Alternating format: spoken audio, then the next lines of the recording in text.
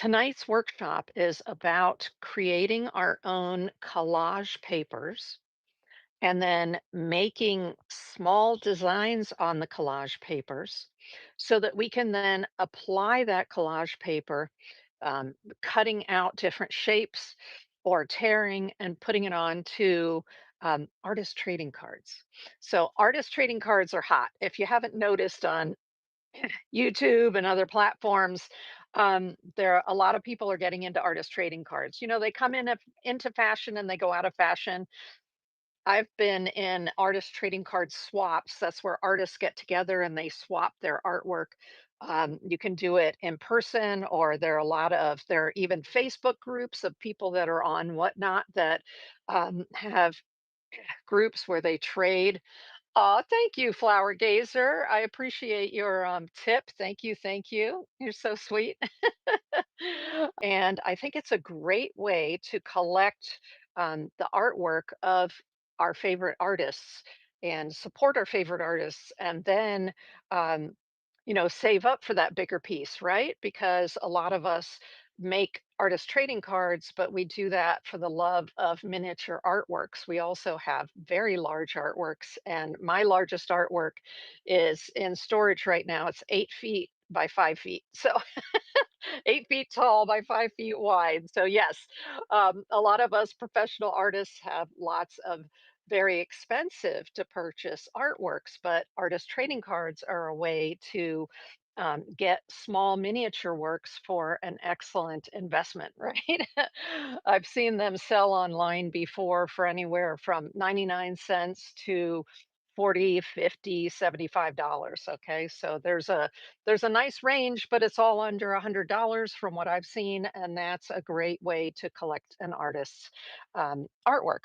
And so the format of an artist trading card, here, let me grab this one, is 2.5 inches this way by 3.5 inches this way. And it's called an artist trade card because it's the same as a Pokemon trading card or a sports trading card, same dimensions, same size. And so that is the restriction, is what the size is. Over and above that, you can do any type of artwork on there, any type of medium. I know when I was in a polymer clay group that we would make polymer clay um, cards and hand them out to people. As a matter of fact, I have one from I'm trying to remember the artist on Whatnot. So if you're in the chat on Whatnot, throw it in there that you were the one. Um, I'm hoping the name will come to my mind. But they sent me. I won at an auction one of their polymer clay. Um, Artist trade cards. So that was really cool. And what we're going to focus on tonight, though, is making our own collage papers and then using those collage papers to cut them up and put them onto a card. So, oops, come back here. So this side and this side are each papers that I made and then cut up. So I wanted to show you some of the techniques that I use to create my own papers. Um, some of the ideas for scribbles like this comes from the artist Jane Davies. Excuse me, Jane Davies. I'll put a link to her. I'm taking her year-long class right now, and having such a blast because she is a master collage artist and does tons of collage, and I love her work. And so I'm taking her year-long class, and in February, I think it was, she taught us how to do our um, to make small marks in order to make smaller artworks. She wasn't teaching us artist trade cards, but I took some of those concepts and made a whole bunch of paper that I can use in my larger collages all the way down to my artist trade cards. So I'm going to show you how we're going to do some of that. Now, there are different ways different types of paper to use for artist trade cards. You usually need them to be thick enough that they can kind of hold up. Just so you know, think of a Pokemon card, right? And so they need to have a little bit of body to them as opposed to just doing it on a piece of, say, printer paper or a piece of paper out of a notebook. You want it to be a little bit thicker. I like to say 90 pounds or higher for the weight of the paper. And most of the time, I use watercolor paper. So, this is a watercolor paper that is very inexpensive. What is the brand? Creatology is the brand right here. And it is 90 pounds. So, you'll see here 90 pound or 185 GSM. And it's not bright white, it has sort of an eggshell color to it, but it's designed for watercolor. So I would say this is, what I would use as a minimum thickness. Uh, Great paper though for the money. Oh my goodness, so good. I'm gonna hold it right there just in case you wanna take a picture.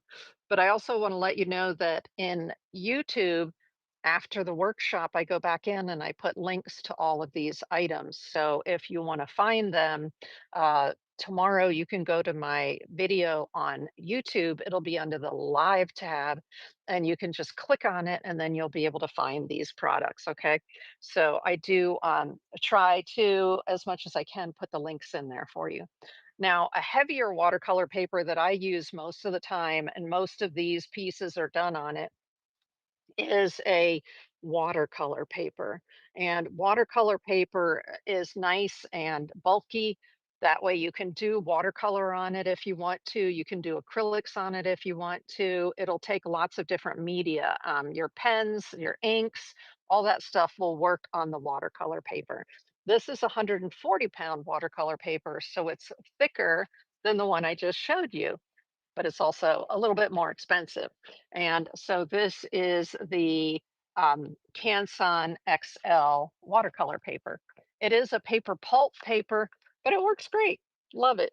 So, and what I do is I take one of the sheets, this is a 9 by 12, and out of a 9 by 12, I make a grid here in the sizes of 2.5 by 3.5, and I end up getting 9 cards out of this page. So that's very effective for doing what I call series of cards on a piece of mixed media paper or watercolor paper. Now, if your objective is to do watercolor painting on your cards, then I suggest using a watercolor pad. That this is 100% cotton. It's a Soluvia, it's called 100% cotton watercolor paper. And it has 30 sheets in it. It's nice and thick. It's that 140 pound. Um, if what your objective is to do mini watercolors, I think it's very helpful to have a good quality paper like this to do your watercolors on. You can do it on the Canson XL, and that'll work fine too. These are just some other papers that I've found work really well for that. And then if you want to make all of your um, artist trade cards on a paper, watercolor paper block. So this is a block. It has glue on this side, this side, this side, and then it says open right there. So there's a little area right here where you open it. That way you can make your lines in here. You can do your watercolor on here. It's not going to bow at all. It'll keep the paper nice and flat for you if you found that that's an issue for you, especially if you're using inks. Sometimes also when you're using watercolors, if the paper bows as it gets wet, it can be annoying, right? So you may consider using a watercolor block. This one is by Famui and it's 100% cotton. And then there is a beautiful smooth paper called, this happens to be the Canson XL, but it's called Bristol Paper Smooth. So if what you like to do is work with alcohol markers or pens, this smooth paper can be fabulous. If you like to do illustrative type work, then I suggest you may want to try one of these Bristol smooth pads. And let's see, it's 100 pounds, so it's above that 90-pound threshold that I like to use for the cards. and the surface of it is just beautiful and smooth. So, if what you like to do is the drawing with either pens, pencils, fountain pens, dip pens, whatever, that Bristol is great paper for that. And then something that I like a lot is to work on black paper. So this is the CanSun Graduate Mixed Media Black. Let's see what size it is. 147 pounds is the weight. And so this is a very nice black paper. The nice thing about working on black paper, y'all, is that your background color is already done for you, right? Plus, if you want to use iridescent colors, like either iridescent acrylics, iridescent markers, that kind of thing, then you can do that on this. It's a smooth mixed media paper. Now, there's also a company called Legion Paper that makes a black watercolor paper that's 140 pounds. So, if you wanted to use your shimmer watercolors to make artist trade cards, you instead of this mixed media paper, I would suggest that you get the I have a small pad of it in the other room, but it's a watercolor paper that is designed specifically to take watercolor, but it's black. It has a black background to it. So that may be a consideration as well. Now, those are notebooks and oops, actually, I said notebook because I have a notebook right here. This is an 11 by 14 mixed media notebook, and you see how this is leftover acrylic paint. And so I put the leftover acrylic paint on these sheets. Whenever they're on sale, I just buy these books. And then this is what I do. I use leftover paint, and then I drew a bunch of lines on here, and now this is going to become artist trade cards, and they already have color on them, right? So that's one way that I do that, or that's another way that I do that. Now, besides having a larger sheet and gritting it out and cutting it down into smaller pieces, I usually will work on those larger sheets to put background colors on or to get my initial idea out there. And then I cut them out, and then I do my final work on them once they're cut to size. Um, but you can buy artist trade cards already cut to size with different types of materials. So this is Ranger. If you see down here, Ranger art, and these are their artist trading cards. This is manila type. So imagine if you have a bunch of leftover manila envelopes, like don't throw them away. Just maybe collage on them or paint on them and then cut them up and use them for artist trade cards. They don't have to go to the landfill. Okay. Um, so that is already cut to size. Some more of the Ranger artist trade cards. These are already done in black. Okay, these black ones are like a normal weight. It doesn't look like they say what the weight is on there, but this is like a medium weight, kind of a mixed media type. And then Strathmore, the company Strathmore that makes paper, has a whole. Let me show you. There's a whole pile here of different types of paper for artist trade cards that Strathmore makes. So this one is called textured, and it has kind of a almost a honeycomb type surface to it. Then there's the Bristol. Remember, I mentioned the Bristol paper that's nice and smooth and perfect for drawing or illustration type work. You can do anything on here, except I wouldn't say that this is the best for watercolor. There's actually a watercolor one for the watercolor. So here is the Strathmore watercolor, already cut up for you, ready to go, ready to tape down and do your artwork. This is something called canvas paper. So canvas paper is not the same as canvas. It's paper that has a finish on it, meaning it's been pressed to make it look like canvas. And it's perfect for doing acrylic type artwork on. But this is called canvas paper, but it is a paper. Oh, this one, I adore this. This is the illustration board. So again, if you like to do illustration, this is an extra thick board. So let me show you, like really thick. It doesn't say what the weight is on here. Let's see, 500 series. Ooh, it says 100% cotton drawing surface. So very high end. One of my favorite surfaces to work on of the Strathmore cards, and it's their illustration board. Perfect for if you want to use graphite or if you want to use marker, pen. Again, using your dip pen or your what would that be called? The fountain pen. Come on. Ah, it doesn't want to go back in there easily because this thing keeps trying to stick to it. It's like, no, stop that. Let me see if I could get it back in there. Yes. Yay. But definitely, if you see these and they're on sale, grab the illustration board. They're fantastic. And then also by Strathmore is this blackboard. So where the other one I showed you before, this one from Ranger, this is a thinner paper. It's like a mixed media weight.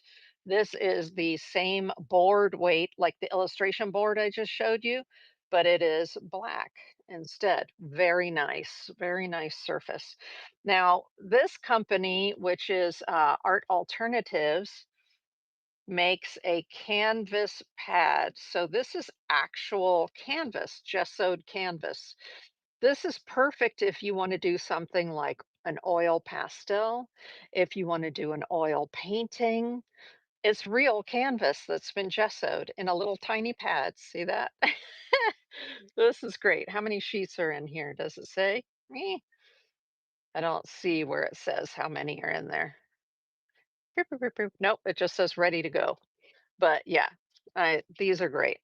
And then sometimes when you're at the store, the art store or at the craft store, you'll see, for instance, little stacks. See how this is a bunch of different little pads together? So these are little tester pads. And so there are a couple of different ones in there. One's a tracing paper, one's for marker, but the interesting one's a sketch paper. So these are great for practicing with. I just want you to know that it's 2.5 by 2.75. So there's a quarter inch extra on the length of it. And what I do is I just pull it out and I use a this little mini guillotine right here to cut it, put it in there because it shows me right here going to 3.5. So I just put it to 3.5 and then I go boop, and I slice that little quarter inch off of it before I get started with it. That way I know I have the right size. But all these little pads like this come in a 2.5 by 3 3/4. So this is, was this one inside here? Yeah, this is one loose, and this is what they call canvas paper. So you can see I already started to do some artworks. There's a little crab. Oop, crab. But this is a nice weight of paper, and they'll stay inside this little folder, which is I find really nice. So that's one brand. And then there's another brand here. I mentioned the Legion paper earlier that has the black watercolor. Well, they also make all different kinds of paper in these little samplers that you can, again, it's 2.5 by 3 3/4.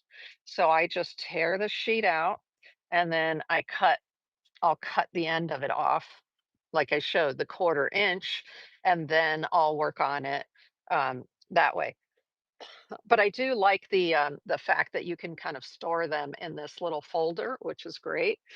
And then the same company has several different kinds. So I mentioned the black watercolor paper earlier. That's what this is. See, it says Stonehenge Aqua Cold Press Black.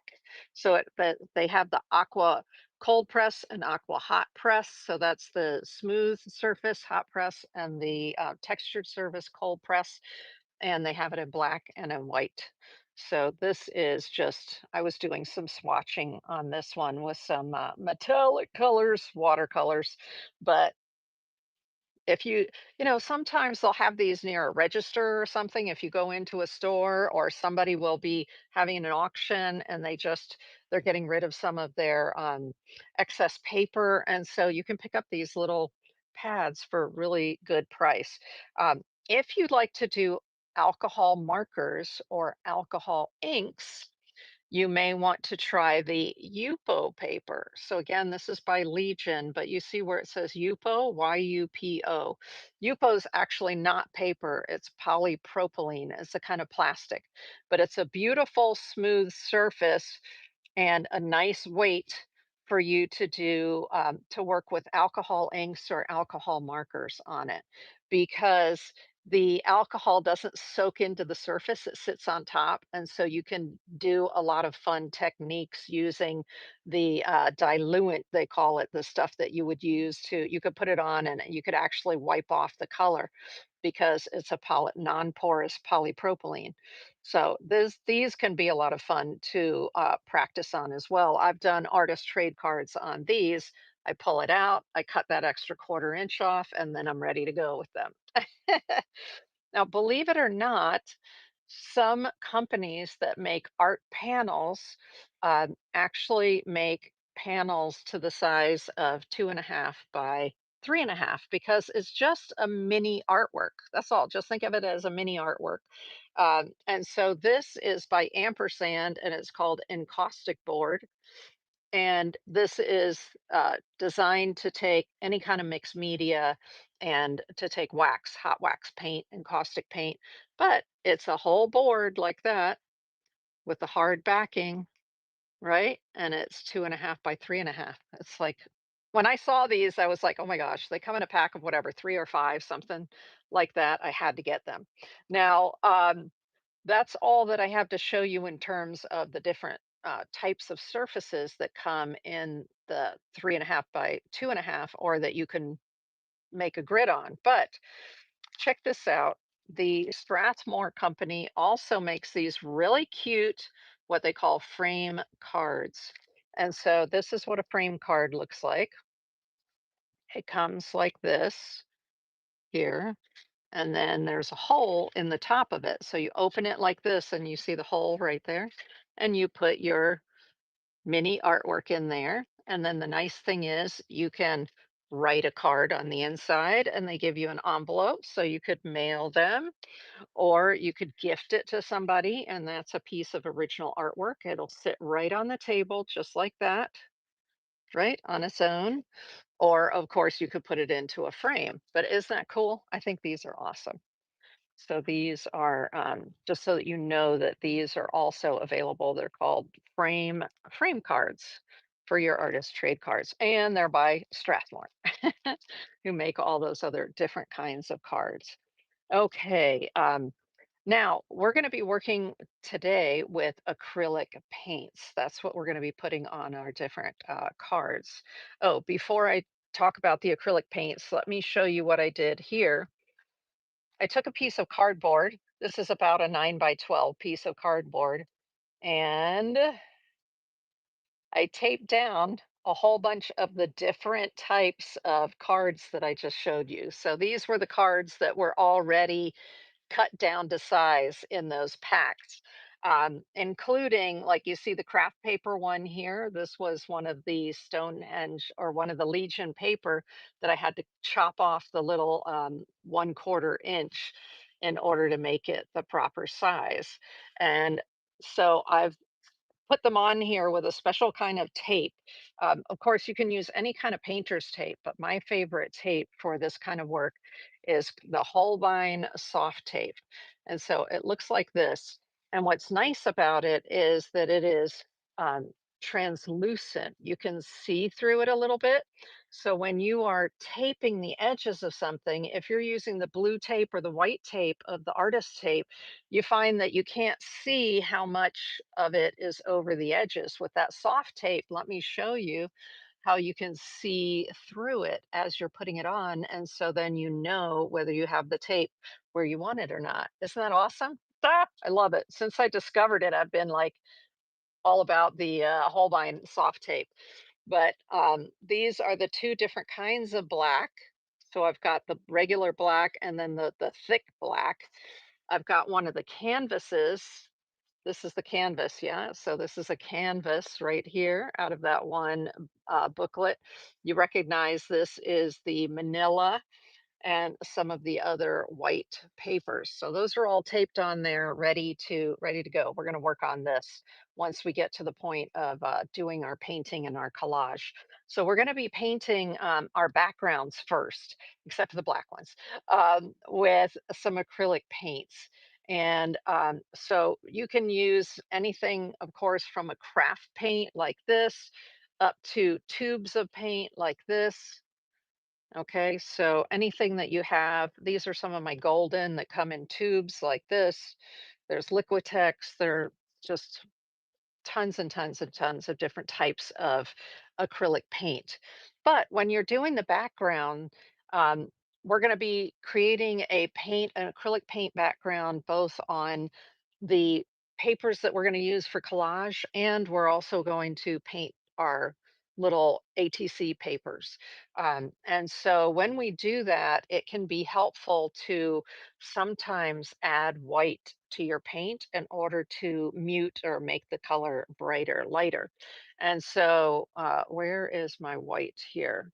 I usually like to use this titanium white, which is a fluid titanium white, but you can also use tube white here.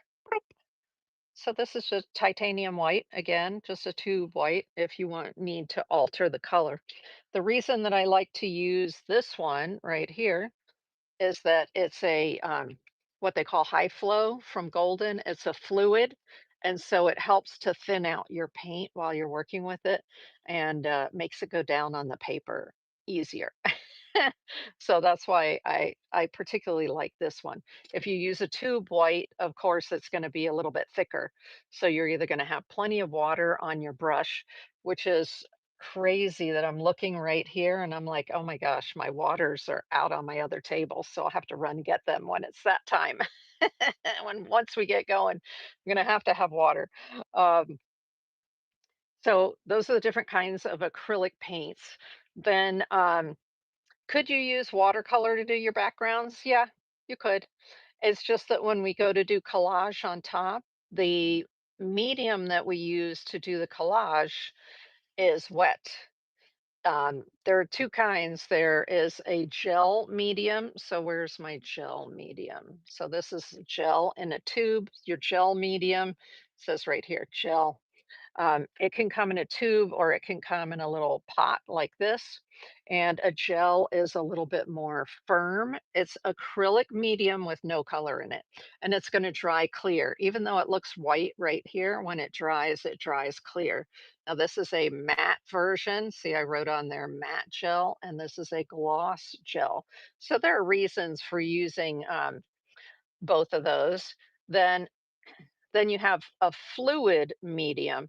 So for instance, this is the golden matte medium, but it's fluid, okay? As opposed to the gels are a little bit thicker. So it just depends on what you prefer. A lot of people use this liquid matte medium from Golden, but I prefer, just me, I prefer a gel. There's one other type of acrylic medium that I say is in between. It's in between the gel and the fluid, meaning it's not too wet, has a little bit of body to it, but it doesn't have as much body as the gel medium of acrylics, and that's called Bindex by Pebeo. So there's the Pebeo brand, and it's the Bindex 3-in-1, they call it. So it's more like a hand cream consistency, where this is thicker. And so, especially when I'm working with, say, this is from a vintage, it's called onion skin. It's from Patterns, and it's rather thin, right? Or if I have little silky papers, oftentimes this gel is a little too thick and I want something that flows a little bit more, but I don't want it to be too wet because I don't want the paper to tear. So that's when I use the Bindex. All right, so I've got those sitting right here ready for us to use. Before we work with acrylic paints and mediums, though, we're going to be putting a protectant on our hands. There are several different types of artist hand creams, and they have like a silicone in them, and they're used to protect your hands so that after you're working with all these colors and paints, you go to the sink, you wash your hands, and it all comes off. It's great. This one happens to be by Winsor and Newton. It's called Art Guard, and I am going to put some on right now. I'm going to take my rings off and get that on so you can see here. It's just this one happens to be a paste. Some of them come in little tubes, and yep, I put them all over my hands. Each time you go and you wash your hands, you need to reapply it because it'll come off. But you'll feel it feels like you have a little silicone glove on. I think that's actually the name of one of the barrier creams they're called, is silicone glove. And so this way you don't have to wear gloves. If you don't want to, you're still protecting your hands, and it helps to just make it a million times easier to get the paint off after a painting session. Okay, there we go. We're going to put that away, our barrier cream. Eee. I'm going to try to put it away and not have things fall. Don't fall. Okay. Um, After we do the backgrounds, we're going to be painting some papers. And then we're going to use some acrylic markers. So to do the detail work. So you can see here, see- you see all the little, this here, the little lines here, these little teardrop kind of things, or raindrops. That's all done with acrylic marker. So I have shown recently um, some markers that I got, and I'm in love with them because they're by Artistro. So it says here, Artistro. And what's nice is on this end, they have a dot tip, and on this end, they have a brush tip. So you'll see that I'm using lots of, here is what you can do with the dot tip, for instance. This is some of the paper that I've painted. And then you see all these little dots on here. That's using these markers with the dot tip. And then this is another paper that I painted, and here I'm using the brush tip. So the brush tip will give you those little raindrops. Isn't that cool? Ah, it's so cool. So I am in love with these right now, but you could just use um, acrylic paint and other tools like a toothpick if you want to get little dots, or what else you can use. There are a million brands of like Posca, for instance, acrylic markers, that kind of thing. So that's what we'll be using afterwards to make our little marks on there. And then we're also going to need some sort of permanent marker.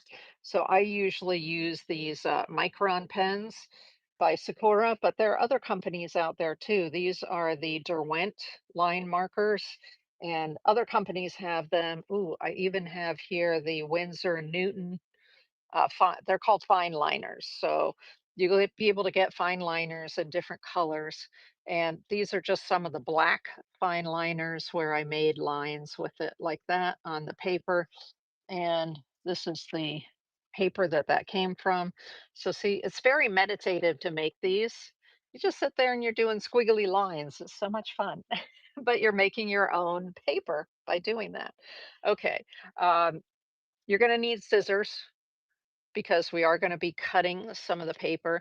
Those are your big scissors, right? Like that. But you're going to want a pair of what I call fussy cut scissors. So you see these little scissors?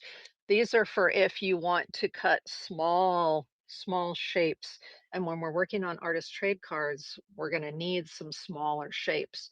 So it's helpful to have a little pair of scissors like this at hand. And then we're going to need palette paper. Actually, I didn't get my palette paper up here. Let me see if I can grab it. We're going to need, this is here it says palette. So this is what they call a throwaway palette.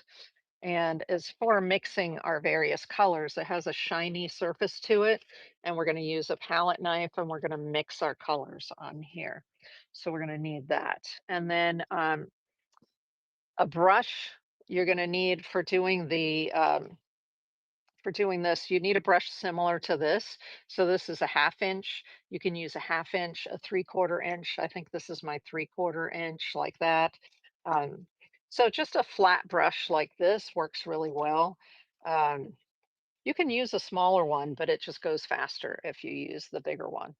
Okay, and let me see if there's anything else that I need to show you before we go over the table. Um, of course, pencil. I put on my list on my website when I get ready to do a workshop. I have the description of the workshop, and then I also have the supplies that you would need for the workshop.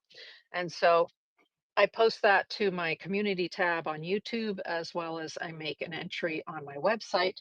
If you're not familiar with my website, here it is right here. It's deetsart.com. So like the word diet, DIET, with a Z on the end, ART.com. And if you go there under the events tab, that's where I set up the description of the event, and then I give you a list of the products that we're going to be using if you want to follow along. You don't have to follow along. You can just come and enjoy the workshop and watch if that's what you prefer to do. Okay. Oh, one more thing before we get going. Um, I have on my table here a couple of ways to store your cards. So when this artist card is done, you want to protect it in some way. So this is called a penny sleeve, and it's what's used for Pokemon cards and things like that. And it says card sleeves, you see there. So it's for our various kinds of trade cards, and these will fit right down into there. Boop. So that will protect it until you're ready to send it to somebody or somebody buys it. Then what I do is sometimes I will switch it over to, these are crystal clear with a K, crystal clear. I love these bags. I use all their different size of bags. But the nice thing is they have a bag that's made for this size for mini works. And it looks like this. Oops, let's see, I grabbed more than one. So it looks like this. You put your card in here, eat, like that. And then it has right here, you can peel that off. There's glue right here, and then you just bend it down, and that's nice and sealed and ready to be mailed. Aren't they awesome? Ah, I was like, ooh, they have those in the small size. I love that. Let's see what it says on the front. It says can be easily, yeah, 2.5 by 3.5. So it does say that it's for 2.5 by 3.5 artworks. Isn't that fabulous? Love these. Okay, let me put those away for the moment.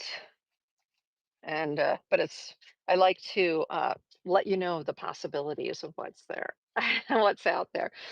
When I make my papers, I like to use, this is rice paper.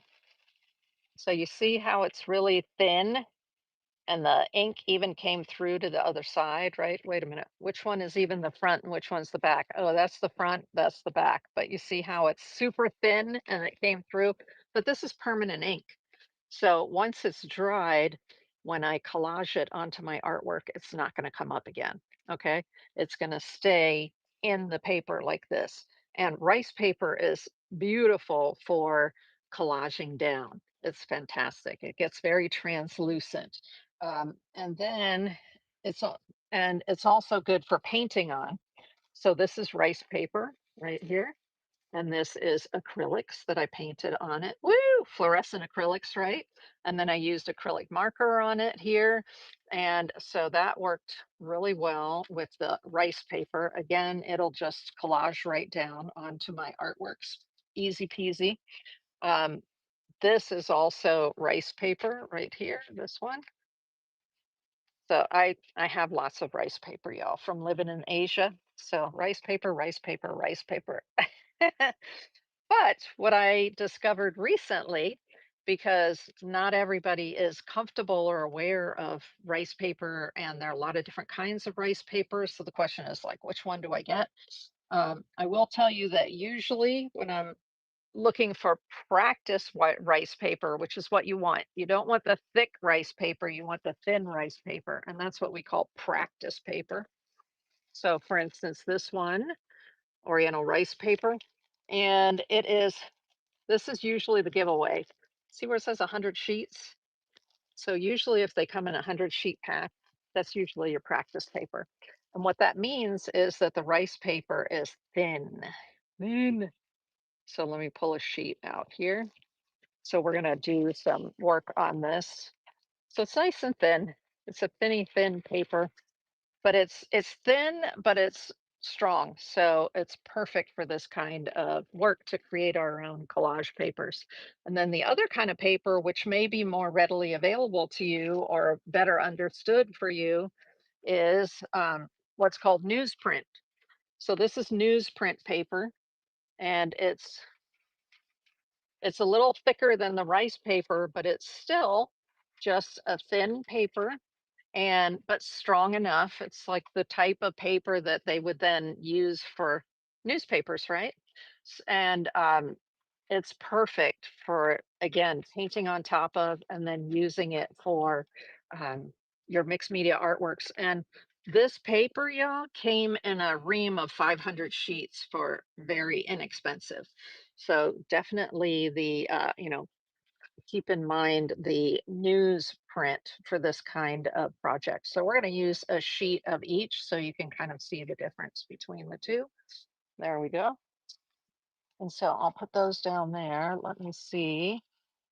I did say you needed a palette knife, didn't I? I don't know if I mentioned that, but anyway, I have a cup. This is my color mixing palette knife here, and this is my collaging palette knife here. So those are, you're going to want some sort of palette knife. Now, if you don't have a palette knife yet, this is a good set to get. This is the Arteza set of 8. Lordy knows I have a big bag next to me here and a couple of containers full of different kinds of palette knives. So I have plenty.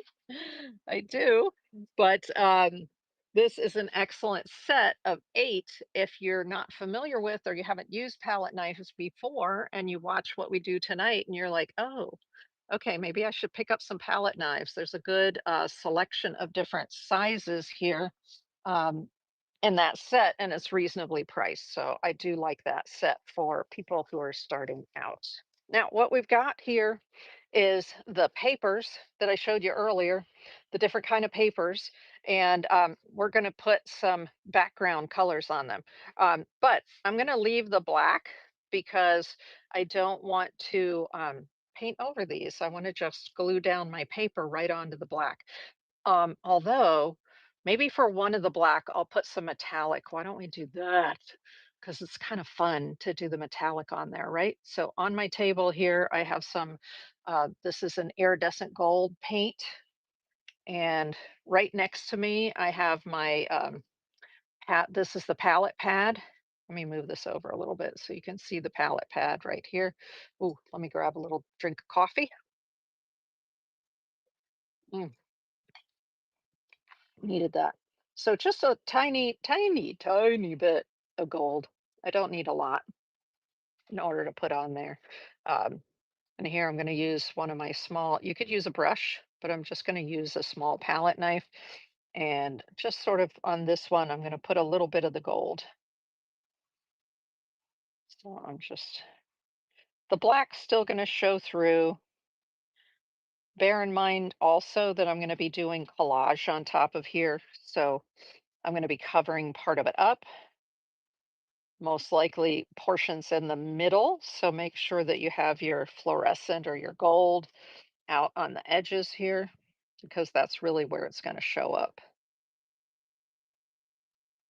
Who And depending on the paint you're using, if it's a little bit, if it's not as opaque as something like a metallic, you may want to come back and do a second coat.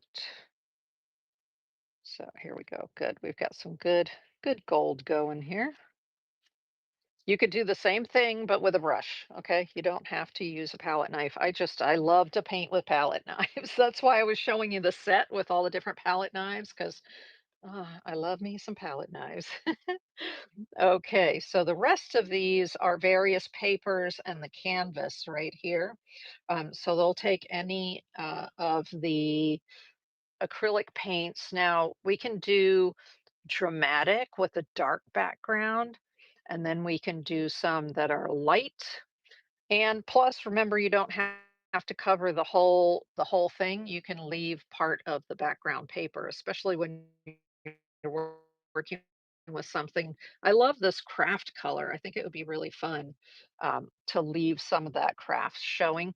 So this is a bright blue, a bright green, sorry, acrylic. So let's put that on there. And what I like about this bright green acrylic is that this craft is paper is very natural looking, right? So I'm just going to put a little bit of this green on it. I'm not going to cover the whole thing. I want some of that craft paper to like show through, right? And remember, you may end up covering the whole thing over with with your collage. So this is a no stress technique, all right? Everybody does it right. Nobody's going to do anything wrong. It's all good. Okay, cool. There we go. I wanted to leave a little bit of that um, crafting. Let's take a brush. So this is the one, the Pebeo brush I was showing you earlier. When I paint with acrylics, I like to get the brush wet before I start so that the paint will flow off of the brush better. So now let's just, ooh, that looks nice on that background. Yes, it does. So I'm just giving myself some, some sort of color that I'm going to do my collage on top of. Now, the interesting thing is that I tape these all down. So what I'm finding, what I'm seeing right now a lot on the internet is where people tape down their pieces, and then that way there's a beautiful border there that's left when they of whatever color the background is when they take the tape off, which is really neat. Okay, so we're just gonna, this is, it's drying relatively fast, so I'm sort of putting another quickie coat on there just to be sure I have enough. I'm gonna be setting this aside to dry while we make our collage papers. Okay, nice. So that was that same green color. Now, if I if I say, that green is like a little too bright. Maybe it's too bright. Um, there are a couple things I can do. I can take another color like this. Now, it doesn't matter that this is one brand and this is another brand. I've had people ask me that before. Can you mix the brands of acrylic? Absolutely. You can mix all the brands of acrylic. The difference is this paint like this, the fluid paint is just going to be a, but absolutely you can use them together and you can mix them together. So let's do that. And that's where I'm going to use my larger palette knife. Like this is my favorite color mixing palette knife. So I'm mixing the light blue and that green together. Ooh, that's pretty. Wow, that's really nice. Okay, awesome. I love what it did.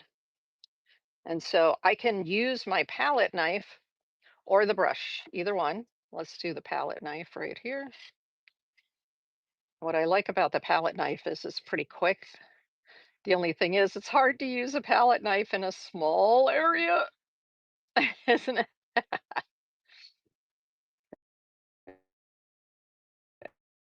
Okay, there we go. Surface effect when you use a palette knife. There we go.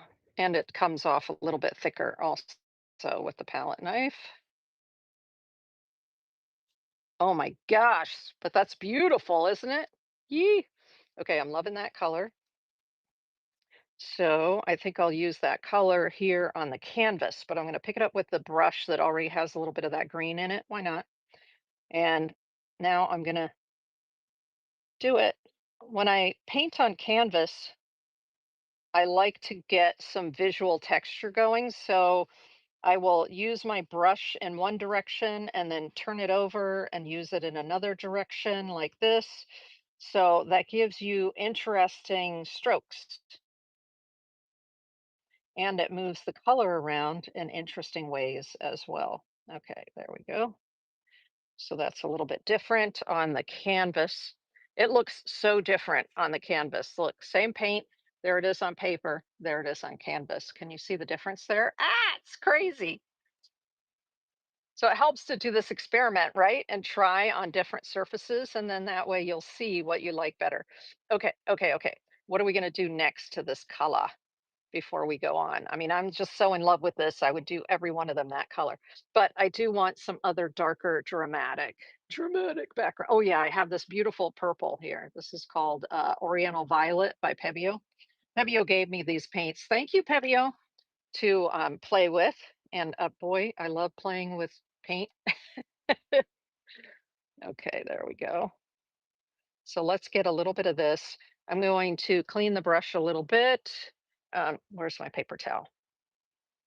So, oh, that is just that like seafoam green makes me so happy. So let's just do this. Get a lot of the color out of there before I put the purple on there. Again, I'm just putting a little bit of the purple, just a little bit over here on my palette. Ah, stop. It just keeps wanting to come out because it's a big tube, you know? Okay, well, we'll just grab it there. And then this is what they call the canvas paper. So it has a canvas-like texture to it, but it is paper and not a canvas. The one next to it here is the actual canvas with gesso on it. Okay, I can see this purple is going to need a second coat because when it goes on more thinly, it's not as dark as it looks like in the tube, right? Okay, there we go. Nice. Oh, you know what's wild?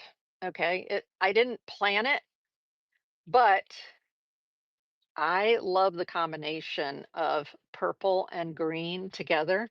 So look at what I have here, purples and greens, right? Ah, it's just it's natural for me because I just adore the I adore that combination and I adore those colors. So it makes it really easy for me to grab those. Now this paper right here has a lot of little bumps on it. Let me see if I can make this purple a little bit darker. Of course I can. What's the opposite of purple on the color wheel? It's yellow, right? But I think I'll add, I'm looking. I have like this yellow ochre. It'll give us like a brown because when you use opposite colors on the color wheel together, let me find my color wheel. Yeah. When you use the opposite colors, they give you muted colors. So for instance, here is the yellow and here is the kind of a violet, red violet. That's what we're working with here. And when you put the two together, oh, it gives you this kind of heathery color right here. This is called a color calculator or an artist color wheel, and it's great for all kinds of stuff. But often I will, grab it and say, okay, if it were a more blue violet, I would get this like olive color. And since it's more of a red violet, I might get this heathery color. But it's by using the opposites, it's actually going to mute out that purple a little bit. So let's see, the purple won't be quite so bright. So there's a little bit of this yellow ochre, which is a very earthy color. And then we'll take a little bit of that purple and we'll mix the two together. Let me see if you can see that. Can you see that? Kind of on the camera over here on the side. Come on, matte gel. Move out of the way. Okay, there we go. Ooh, that's an interesting color. Wow, what a rich brown. Love that. So when I'm looking to create skin tones, y'all, this is one of my secret weapons is I mix purples and yellows and they give me varying tones of skin tones. So this one, wow, is a beautiful brown. Let me do this. A, right? Like you would not expect that from a purple and a yellow, but that's what it gives, a beautiful brown tone. So you see how, like I was saying, you could use that in a portrait. It would work beautifully. And there are little specks of green from the green, but you know what? I don't care. Okay, let's do a little bit more this way. Nice. I want to be sure I've got it all the way up to the edges, right? Okay, we are over the edges. Wow, that is really cool. Love that. Love that brown color. And it was yellow and purple. Okay, so is that dry yet? It's almost dry. Because I want to put a second coat of purple on. And then I'm going to do a red down here. Why not? Right? Oh, it's a pink, actually. A pink. I have a pink here off to the side. Um, okay, let's get a little bit more purple and put a second coat on here. Now I can see that this paper in particular, actually, this one and this one too, when I cover the whole paper with paint, acrylic paint, what's happening is it's bowing. And that's another reason for, of course, using tape is to help your paper stay somewhat flat, right, on the surface. If I didn't have it taped down, it'd be bowing all over the place. I can tell you that. Let me see. There's a little something, something in there. I have to get out. Oh, that purple is so pretty. All right, good. So we've got a purple background. And then over here, I wanted to do a red background, but I have purple on my brush and I have this beautiful seafoam color right here, right? So what am I going to do with that? I'm not going to waste it. There's plenty of paint in this brush right here, right? So I'm just going to take a piece of watercolor paper.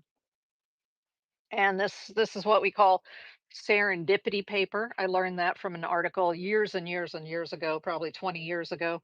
And they take their leftover paint and then they just put it on their serendipity paper. And this becomes a background. We're not wasting paint. I have a no paint left behind policy in my studio. And so we're using up what's on our palette and what's in the brush before we move on. And we're creating a background for more artist trade cards. That's usually what I do.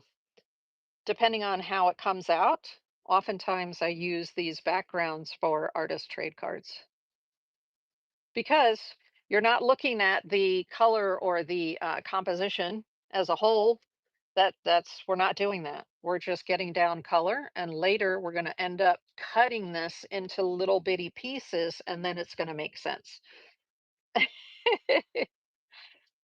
Yes, and that way you don't waste paint and you create more artworks using some of the same colors that are already in some of your other art, right? So then there's some cohesion in a collection that way.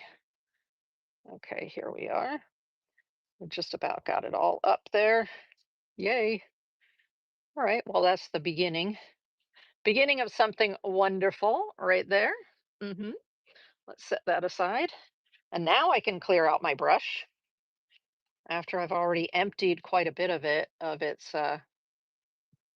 quite a bit of the color out of it. Okay, there we go. Nice. Let me see if I can, yeah, move that out of the way a little bit there. Okay.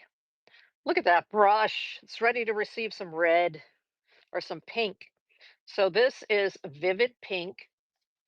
And what I want to do is I want to use a little bit of white with the vivid pink.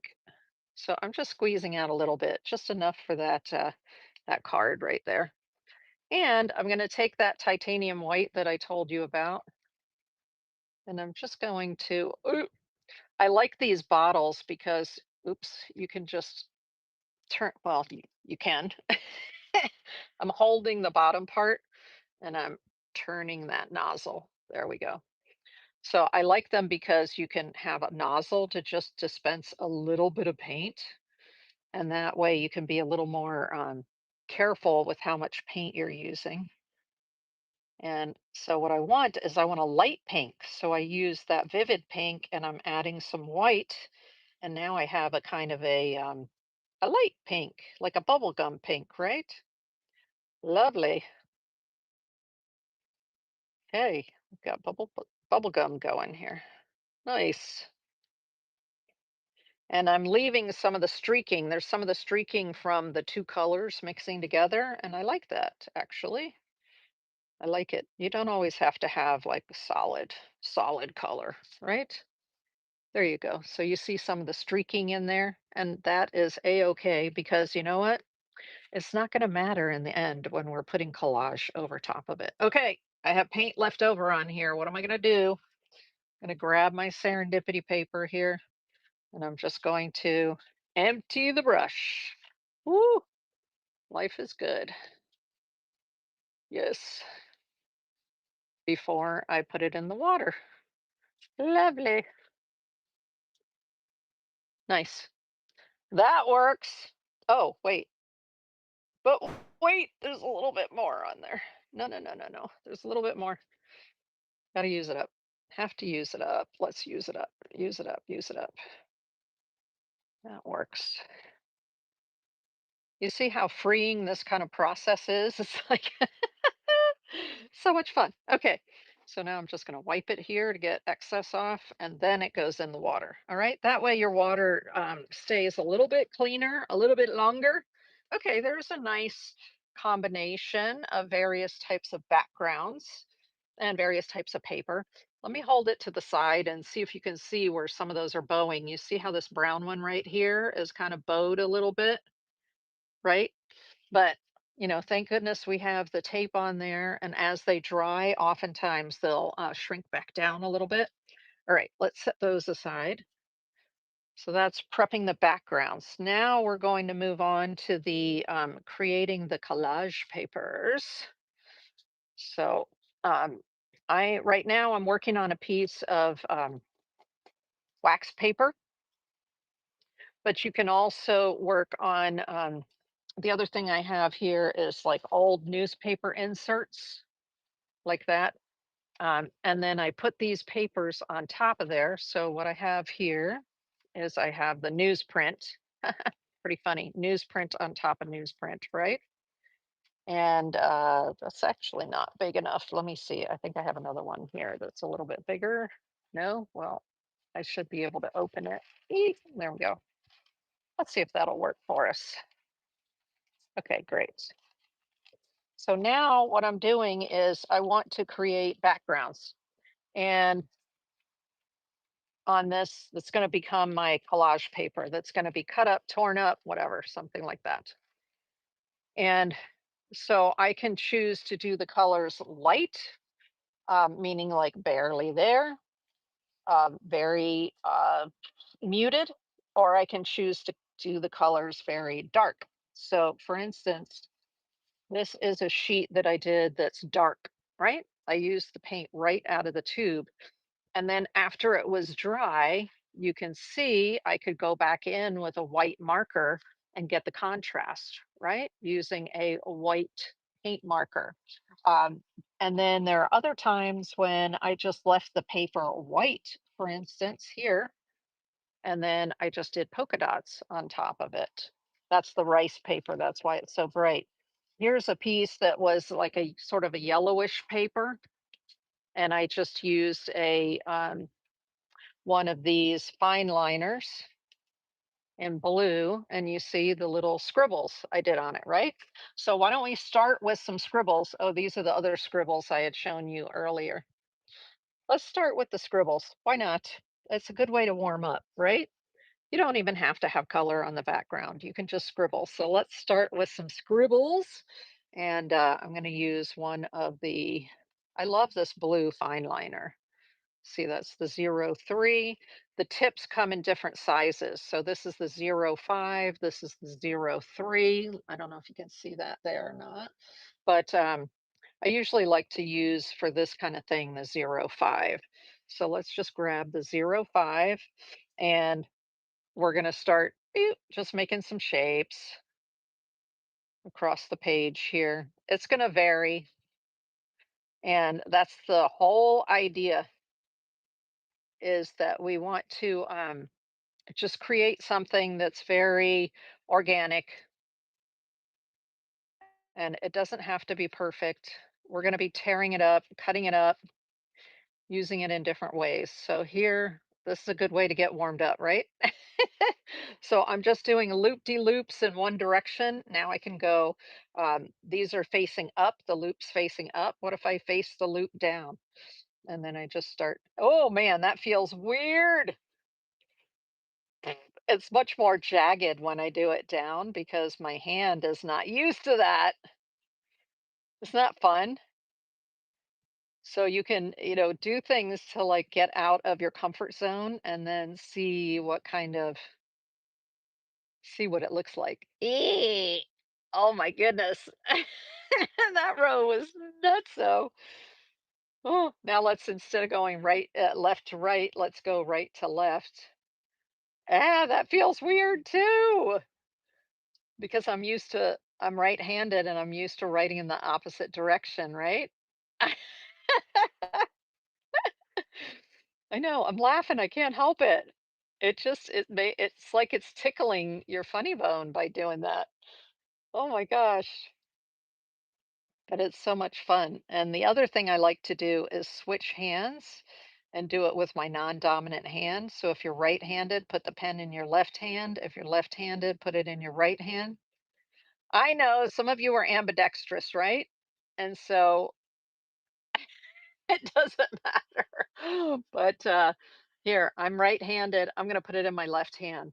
Let's see, because a lot of times left-handers will start from over here, right? Instead of starting from over here. That way their hand doesn't get on the ink. So let's try that. And nope, I got to do it this way. Hee hee. Oh my goodness. Is this like that book, uh, what is it, painting or drawing from the right side of the brain? Whatever. If you switch around like this, it helps to synchronize, because you'll see after you're doing it for a little while, it begins to get smoother. And so that means your left hemisphere of your brain and your right hemisphere of your brain is beginning to synchronize, right? Let's see if I try to do it upside down the other way. Okay, let's see. It goes like this. You really have to think about it. Oh my gosh, this is so much fun, y'all. And this is something you can just do. You can even doodle this in just a sketchbook. If you're sitting waiting for your kids at a soccer match, or if you just you're relaxing at the coffee shop, you can just sit here and do some of these exercises, and you're creating paper that you're then going to use in your collages. Oh my goodness, that looks so freaking organic compared to, you see how this is really smooth and this is really not smooth. Oh my gosh. Okay, I have to end it up with a smooth one because this is making me crazy. Eh, because that was just, it's fabulous and it's funny, but oh my gosh, it's almost like running um your fingernails down a chalkboard for me. I'm sorry. I'm just very I like things to be orderly, right? But that created a really fun A, warm up. B, there's some, this is permanent ink. So once that's dry, I'll be able to use it for collage, cut it up into different shapes and use it for that. Now, let me put that away. Oh, that was a fun like warm up, wasn't it? That was awesome. Whew. Okay, let's look at I'm going to do dots on the rice paper because I think the dots look better on against the white of the rice paper because this newsprint is a little bit putty colored. So let's take some paint. Let me get the sheet and turn it around of the let me move this over just a little bit so that I can use, I'm just going to turn around the palette paper because we already were using that side. And what I want to do here is I wanted to show you that, for instance, here are two different greens in the tubes here from Golden. And there's a dark, dark, dark green, and then there's a pale green. I can add a bunch of white to this, and I'll get kind of a minty color. If I don't like the darkness, I can lighten it up by using that titanium white, but it'll turn mint. It won't turn like this. If I want it to turn like this, because you can mix colors to make other colors, right? Then I would have to add a little bit of that yellow ochre back in to sort of pale it out. Um, but let's do some of the light and then some of the dark on here. All right. Because the nice thing about giving yourself some dark paper is that it can be bold when you cut out different shapes from it. It really can pop off of your background, depending on what color background you have. So this is called Titan Green Pale, one of my favorite colors from Golden.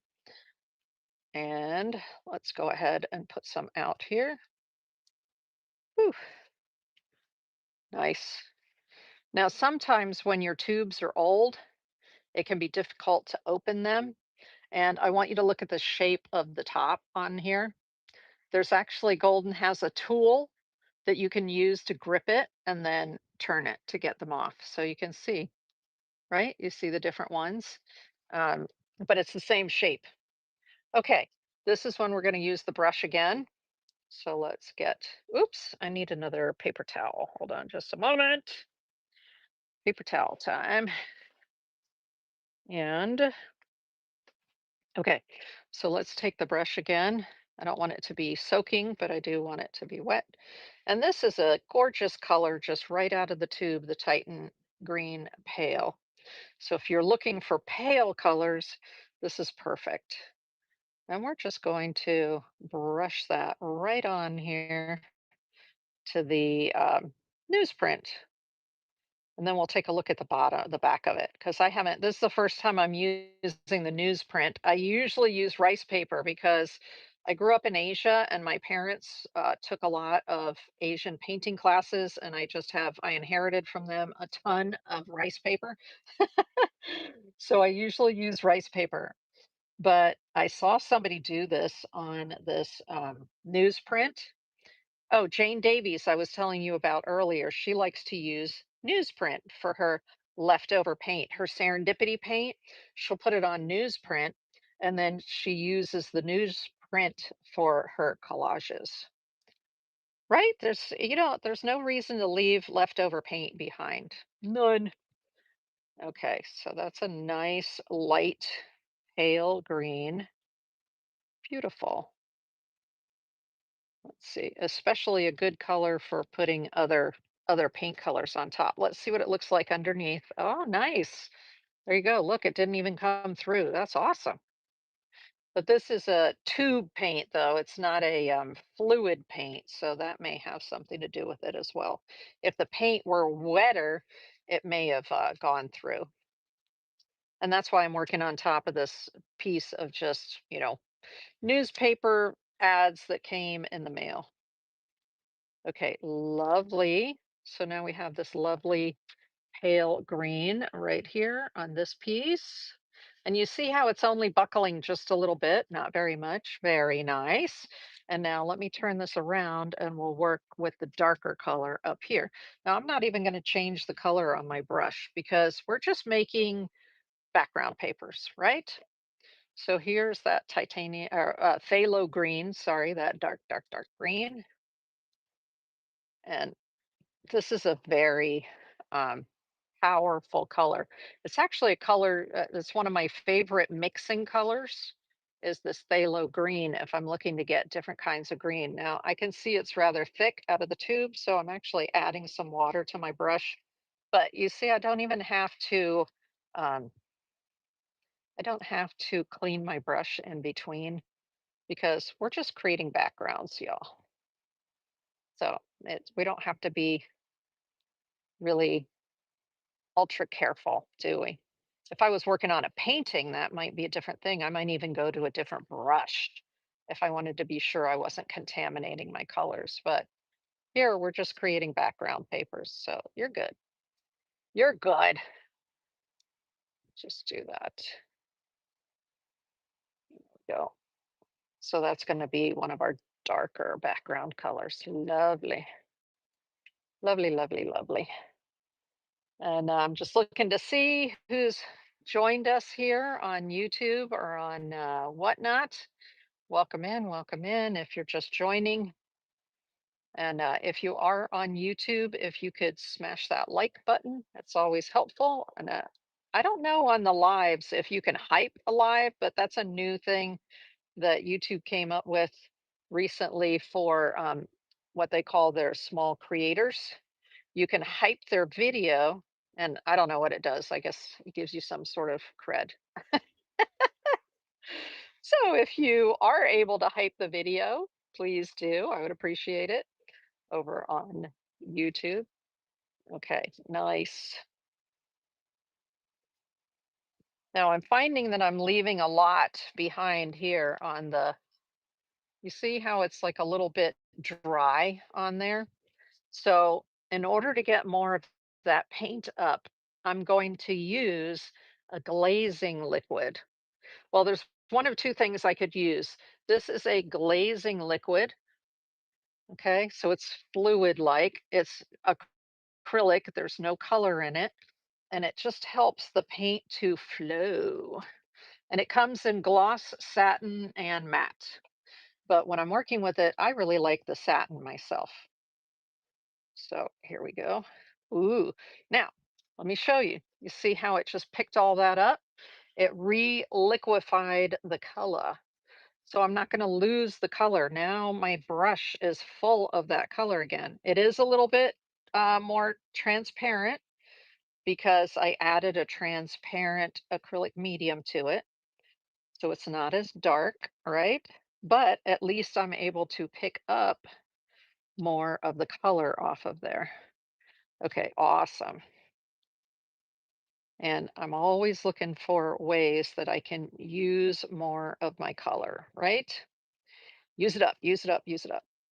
Okay, awesome.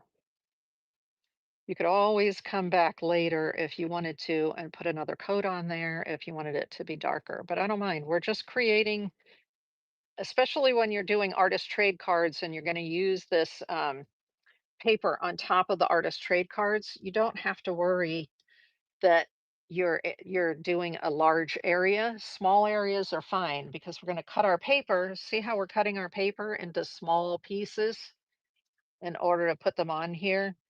Here's a little square that I cut and a little circle that I cut. So your pieces are not going to be large. So it's okay if you have smaller bands of color like this, okay? Um, Gorgeous.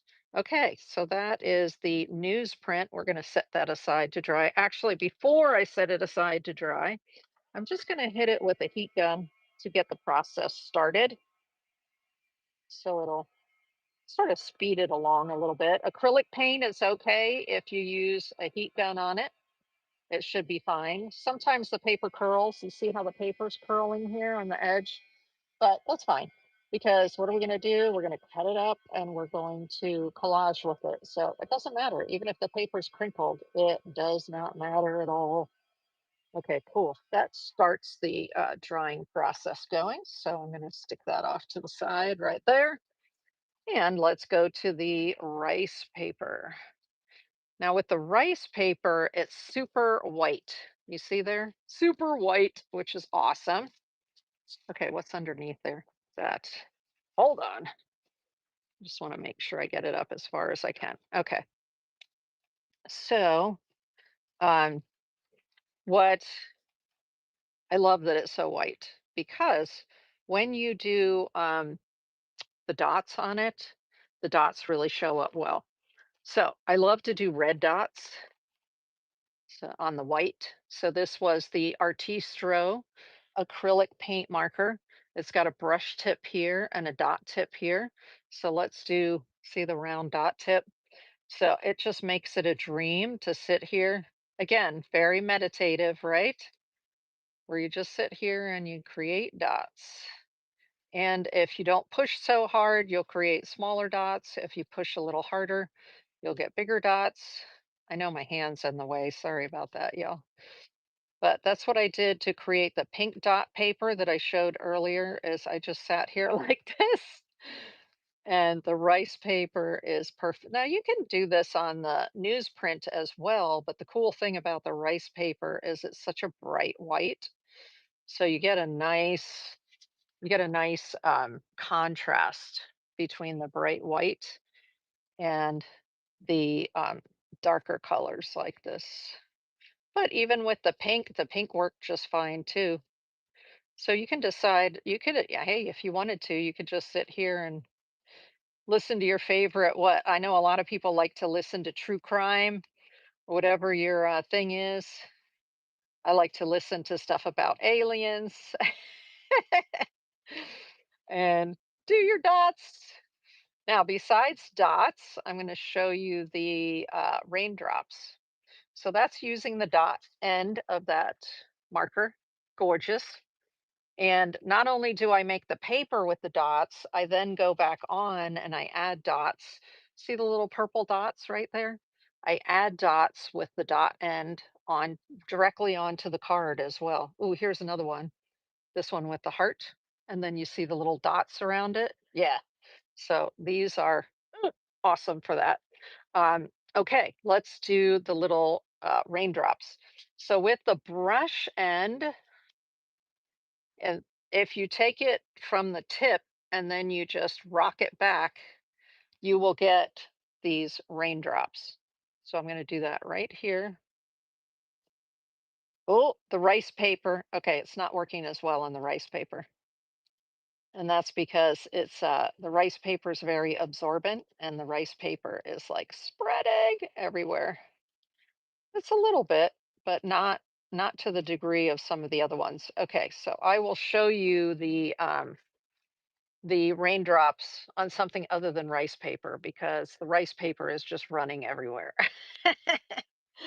Let's see if I have one that's already done that I can show that to you on. Let's do some blue on this pink. Now, what I have on here is acrylic paint. I've already painted this bright pink acrylic paint on rice paper. And so that seals the rice paper. And let's get like a dark blue. You see how I like the dark blue against the pink there? So I'm going to go to the um, brush end, and this is the non-absorbent side now. And now I'm getting the perfect raindrops. So I'm just putting the tip down, press and lift. So let me come up and I will show you. Let me do another row right here, and then I'll show you. These go pretty quickly. So you see there how I get little raindrops? Isn't that awesome? I love the raindrops. But you just have to have like a felt tip, brush tip marker. And this is acrylic paint. And so I can just do this and I will end up with a nice, and you have to wait for it to properly dry, right? But then I'll end up with a nice piece of paper that I can cut, and it can be the part of a heart wing, like half of a heart, or it can be any other shape. It can be a circle with these little raindrops in it. And I've also used this raindrop motif actually on the cards as well. So let me show you that. So do you see right here, this light blue? That's those little, if I turned it upside down, it would look like the little raindrops, right? So That's why I say I'm loving these markers because you've got the dot end and you have that brush end to make these little marks. Ah, they're fantastic. Okay. Let's now I want to show you the difference between putting this green color on the white as opposed to the green color on the putty of the newsprint. So let me just I'm trying to empty the brush here and just get a little bit. Okay. It just the rice paper takes the color so nicely. Okay, so here it is on the um, newsprint, and there it is on the rice paper. So it just looks a little different. Not much though.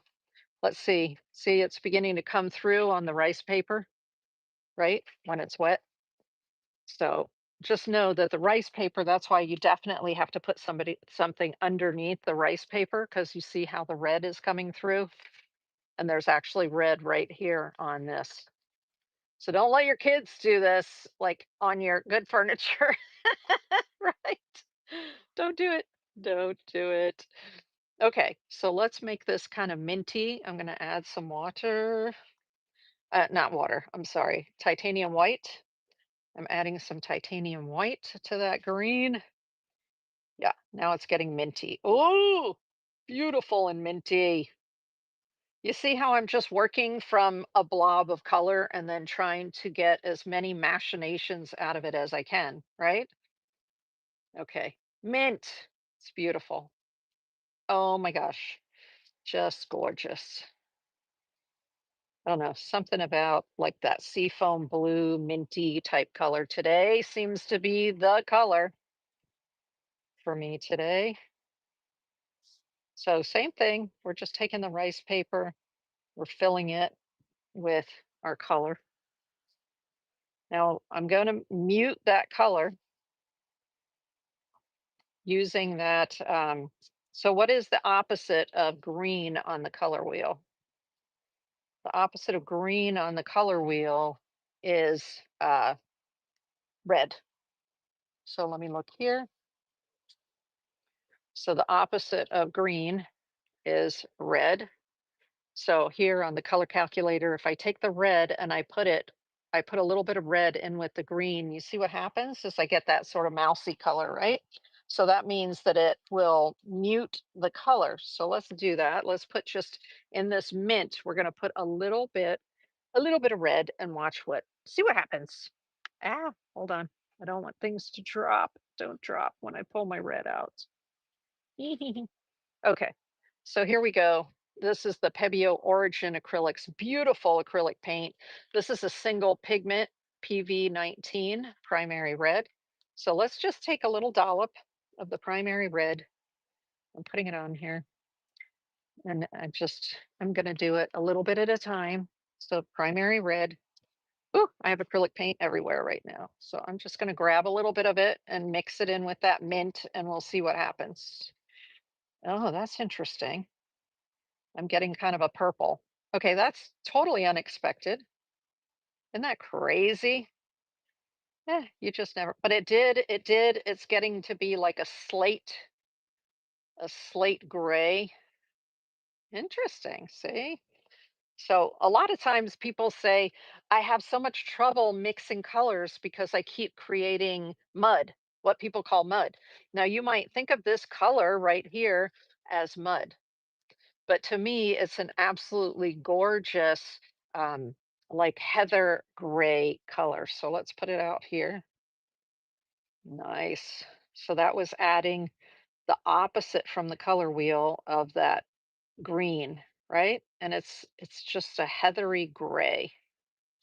But it's cool looking because I didn't take the time to completely mix the colors together. So there's a little bit of the green, a little bit of the mint, and a little bit of that red showing through. And that's okay because this is just what? It's just paint for, or it's just paper for, um, we're going to do other stuff on top of it. So it doesn't matter. It does not have to be perfect. That's the beauty of creating these papers. They don't have to be perfect. Plus, it's acrylic paint, y'all. The beauty of acrylic paint is if you don't like something, you can paint right over top of it because it's acrylic. Okay, so let's get more. House of Melrose, welcome in over on Whatnot. Welcome in. If you're on YouTube and you'd like me to welcome you, then make a comment. And then I'll see your comment and then I can welcome you into the chat. So this is sort of a green gray here on the edges. But isn't that pretty? It's like a slate color. It's like a slate. So it is okay to, if you know your color mixing theory, then you can get these absolutely gorgeous um, sort of mid-tony type colors. Now, again, I've got lots of color over here and it's getting dry. So I'm going to take some of the glazing liquid, which is just a transparent. You could also use your fluid matte medium if you wanted to. It would do the same thing. Okay. So whatever acrylic medium you have that's doesn't have a color in it and is more fluid, you can use that to mix in with your color and it'll help your color to go farther. We all like that. So what I've got here though is it's just a little bit more translucent, but that's okay. I'm still getting an opportunity to pick up almost all of that color there. And that's what I want. I want to use up that color. Okay, nice. Nice. Now I've got that red on here. I think I'll just pick up the red with what I already have on my brush. I'm not going to worry about it. Things are going to mix together. It is okay. Boop. There we go. I just want to be sure that I'm using up all the color that I have here. So this is primary red um, from Pebeo. And so a lot of brands, including Pebeo, use a color called the color code is PV19. So when you hear a color like PV19, P means pigment, V means violet. Hmm. But it says primary red on it. Why does it say primary red on it? Because primary red is actually a form of violet magenta. If you look in your printer doesn't say red, it says magenta is the color that it uses to mix all the other colors that come out of your printer, right? It's not using red, it's using violet, actually. It's using this color of violet called PV19. And so different companies call PV19 different things, but it is your magenta primary red for the most part. Okay, so I feel like I need more red, but I need a deeper red. So what I'm looking for over here in my stash is something called cadmium red. Okay, cadmium red, because cadmium red is really, oh, ooh, you know what? Why don't we do this crazy fluorescent pink? Okay, never mind. Never mind. I'm going to do fluorescent pink because I just love fluorescent colors. So let's just stick the fluorescent there. Here we go. Fluorescent pink. Yeah, fluorescent pink is my jam. I go through lots of it. Maybe because I live in Florida and it's like, ooh, flamingos are pink. How many flamingos have I painted? Like two. Okay. But I'm still attracted to the color. And I don't care that I have a little bit of that, slate or whatever is in the brush. That's fine. Because we're just creating background papers right now. And those background papers, we may use the color straight or we may draw on it. We may put other designs on the color. There we go. So this is just using that up. And it doesn't matter that it has a little bit of the gray in it. It's a-okay. I want you to just relax and enjoy the process and not worry too much. Hey, if you wanted perfect papers, you would buy construction paper. Okay. That's if you want perfect paper, you just buy the paper with the colors that you want. But to me, that's a little boring compared to this process where you're creating your own really fun, very serendipitous papers that like don't conform to any sense of being uniform. That's just me. Okay. Oh, I keep getting green in there. That's okay. It's all right. There's some variation in it. It's okay. So this was a piece of rice paper, and now we've got these different colors on here because we're working small on our artist trade cards. If I were doing larger collages, I might paint a whole sheet of paper, a whole sheet of this rice paper. I might paint only one of these colors in order to be able to have a large sheet to work from. Okay. But because we're doing artist trade cards, I'm doing smaller bands of color because that's all we need in order to cut up and put onto our um, artworks. Okay, let me set this aside to dry. You set over there. And then what do we have here? We have our serendipity paper. And so I have some hot pink on here. Let's just get the hot pink off of there, right? I'm kind of working in the same basic color families, so it's fine. It works. Using up my leftover paint right here. Oh, that fluorescent pink is just so pretty. Use it up, use it up. There we go. Love it. And that'll just become my backgrounds for something else. Life is good. Just emptying out the brush there. Empty it. Fantastic. Oh, see, I love where that's going. There we go. There's a little bit more on the brush. Let's see if I can get a little bit more out of the brush. Come on, you can do it. Let's empty out before I put you in the water. Empty, empty, empty. See, I'm kind of hard on my brushes. You see how I'm doing that? I'm like, grinding it into the surface here. It's okay. All right. Bink. There we go. So now I'm going to set that aside right there. And let's take, now this one, I don't know if this one is, ooh, okay, that's dry enough. Yay, it is dry enough. So let me just, I'm going to move this palette paper out of the way so it doesn't get everything all dirty. And now what we want to do is we want to do some patterns on this paper.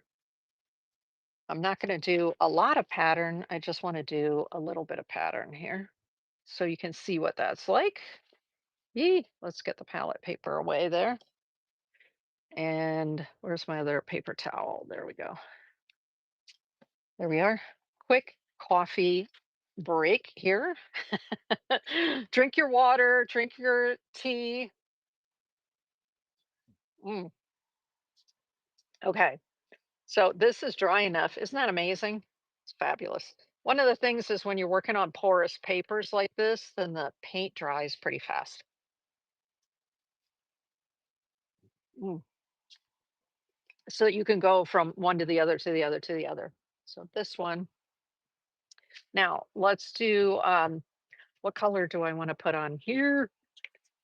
I'm just looking at my maucas. What would be a good color for that? Orange would be. I liked orange on green. I think orange on green looks great. Okay, let's see. I'm just looking to see if there's a darker one. Nope. So let's do some of the raindrops. I'm going to go to the brush tip here, and then I'm just going to, now that the paper is sealed, right? Because it has acrylic paint on it. So these raindrops are just going to sit right on top of there. Awesome. And you just make your pattern. And the cool thing is you're doing it by hand. So the fact that you're doing it by hand means that it's not going to be even. It's going to be obvious it's not computer generated, right? Because how often does the computer do very organic looking things? Only if the operator had put in a bunch of organic shapes, right, for it, then it can kind of rip off the organic shapes. But when I'm doing this process of making these little raindrops, I'm actually turning the pen. See, my hand is turning. So I'm turning the pen so I'm getting different areas of that nib. And so that fresh paint can come down to the different areas of the nib. And it actually fills the paper differently on different sections of it. Here we go. Oh my gosh, I just want to do enough so that I can like maybe cut a half of a heart or something like that out of it. So I want to have enough done here to be able to do that. Now, sometimes as it dries, it becomes more dark and the color starts to fade away. So often with these, I have to do a second coat because it's a fluid acrylic that's inside these markers. And so it's not as thick as a paint that I might have put on with a brush, right? That came out of a tube. A tube paint is going to be a lot thicker, and a fluid paint like this is going to be thinner. So as you're using it, you'll find that oftentimes a lot of it will soak in to the paper or it'll get lighter as it dries. And then you can just go back again and do another coat or another layer. So oftentimes I'll go right back where I was before, and that will sit on top of that first layer, and it'll just make the color a little more dense if you want to. Sometimes I do, sometimes I don't. There, so that first layer, I put a second coat on, and you can actually tell that they're just a little brighter than the ones below. Let's do just a little bit more. You see why I love the tip of this? This marker is amazing. These little raindrops are just so cute. Okay, there you go. So normally I would let that dry and then I would go on with a second coat and that would make them all very bright. Um, let's see about on top of the dark. We want some light to go on top of the dark. So what I have here, now, yes, there is a Artistro white, okay? I find this looks better on black, but on sometimes on the dark colors you lose it. So let me show you the difference here between the Artistro. So this is the Artistro brush tip, and we're going to do this pattern on the dark green right here. And that is the Artistro. So it's not very white. It's white, but it's not like dense white. This side right here, it's a smaller line, but it's a more white line. So that's these are my favorite black and white right now for the acrylic paint markers, and it's the grabby acrylic marker, extra fine tip. So this you do have to shake it to make sure that there's a little ball in there and make sure that the paint is nicely mixed. But these grabby markers are fabulous. And so you can start directly on your surface, but usually I'll just take a little piece of, oops, here, you go in there. Wait a minute. There we go, right there. I just take a little piece of paper that I might have here that is just, see, when I cut off parts of pieces of artwork, then I just throw it off to the side, and then that way I can test it. Okay, so do you see that where it's coming out beautifully? Thank you. And then now I'm going to hold this up and down like I would an Asian um, what do you call it? Asian marker or Asian brush. And because I did get a different kind of line out of it than if I hold it like a pencil. Okay. So a pencil, you hold it like this between your thumb and forefinger and you rest it on your thumb, on your middle finger, right? But an Asian brush, you do it these three right here, like this. And then usually you steady it with this finger right here. So I'm just going to start, and what I want to do is just these crazy little loopy lines and just let it sort of be. And what I uh this reminds me of is I took a quilting class one time, and so when you do something called crazy quilting, that is doing these crazy lines everywhere like this, just continuous.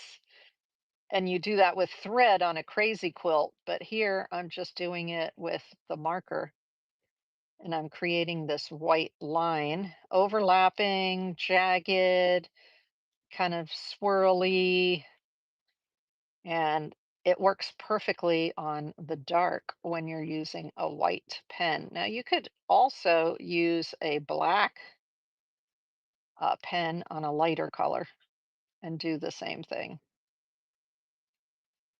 Okay, let's just sort of get this around here. There. So I have a little bit of it there. So that is what I'm talking about.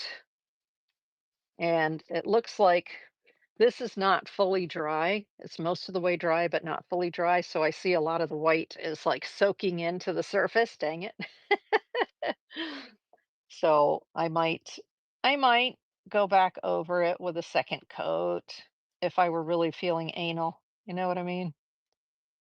Just in order to get it really white, but for what we're doing, that's the basic concept is you're doing your crazy quilting and you're just going in jagged lines, circles, hold it differently, maybe put it even in your other hand and do it. And that way you'll get this very, very jagged, very different type of line, right? So it's similar to the loop-de-loops that we did up here, where we were using our right hand and our left hand, right? But it's slightly different in the design there. Okay. So we have some papers here. Let me see. Let's see how the rice paper is doing. It's almost dry. You know what? I didn't hit it with the heat gun. Dang it. Okay. I didn't hit it with the heat gun, and that's why it's not quite dry yet. Let's take that beautiful slate gray and put something on the slate gray. What color do you think would be good for the slate gray? I see there are a couple people out there um, in the chat stream. So what would look good on that? It's kind of like a green, like a blue-green gray. It's just beautiful. So you see the color right there? What would be good to put on there? What would be a good one? Ooh, I'm looking in my little box here. Maybe maybe this sort of cranberry color right here. And so I'm going to use the brush portion.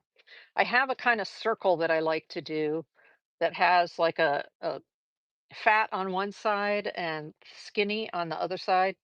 So you start just by drawing a circle, and then you come back and you fill in just a little part of the circle. So do you see there? So part of it is thin and part of it is thick. That's one of the shapes I like to make. And it doesn't have to be a circle, it can be an oval.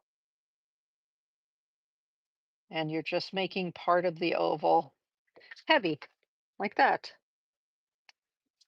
But if you're going to use it on an artist trade card, just try to keep it somewhat small. Of course, if you're going to do it on a larger piece, you can use it on its side and make bigger ones like this, and then come back in and fill in this other half here.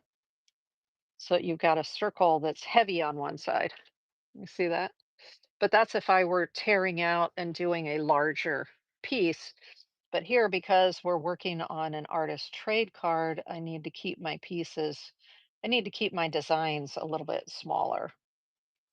I can see that I would have to go over this a second time because it's partly soaking in. And so I would need the paint to go on a second time. There we go. And just a lot of it is just what are your favorite doodles? Maybe you like scribbles instead of doodles. Oh yeah, I love doing those little scribbly things. Let me show you the scribbles. And I'll use a black pen for the scribbles. Let's get another big one right here. There we go. Like that. But wait, I got to do another one here and then another one medium sized here. So there's some of those to kind of, and that's a beautiful color combination. This is sort of a raspberry pink and really pretty. Now let's use a black fine liner. So this is the Derwent line maker. And what I was talking about here is I love to do like scribbly lines like this. So this part uneven, and then this part you see when you go do this, it almost looks like fabric right there. So to do that, it's very loose. You want it to touch the paper, but at the same time, just move it around so it doesn't look even. I like when it's really organic, and it's okay if they touch each other or cross over.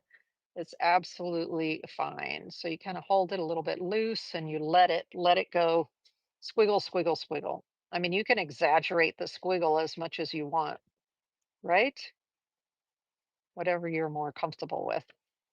But I love doing the squiggle lines. There we go. That's just freeing, very organic. Oh, these are so much fun.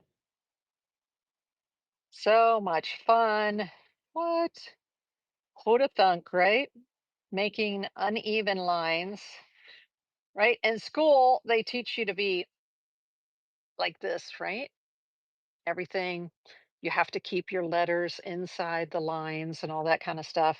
And isn't it wonderful once we become free to be artists, how it's like, nah, I don't want to do it like that. I want it to be completely organic and crazy and all over the place. And it's even the more all over the place it is, the better it is even.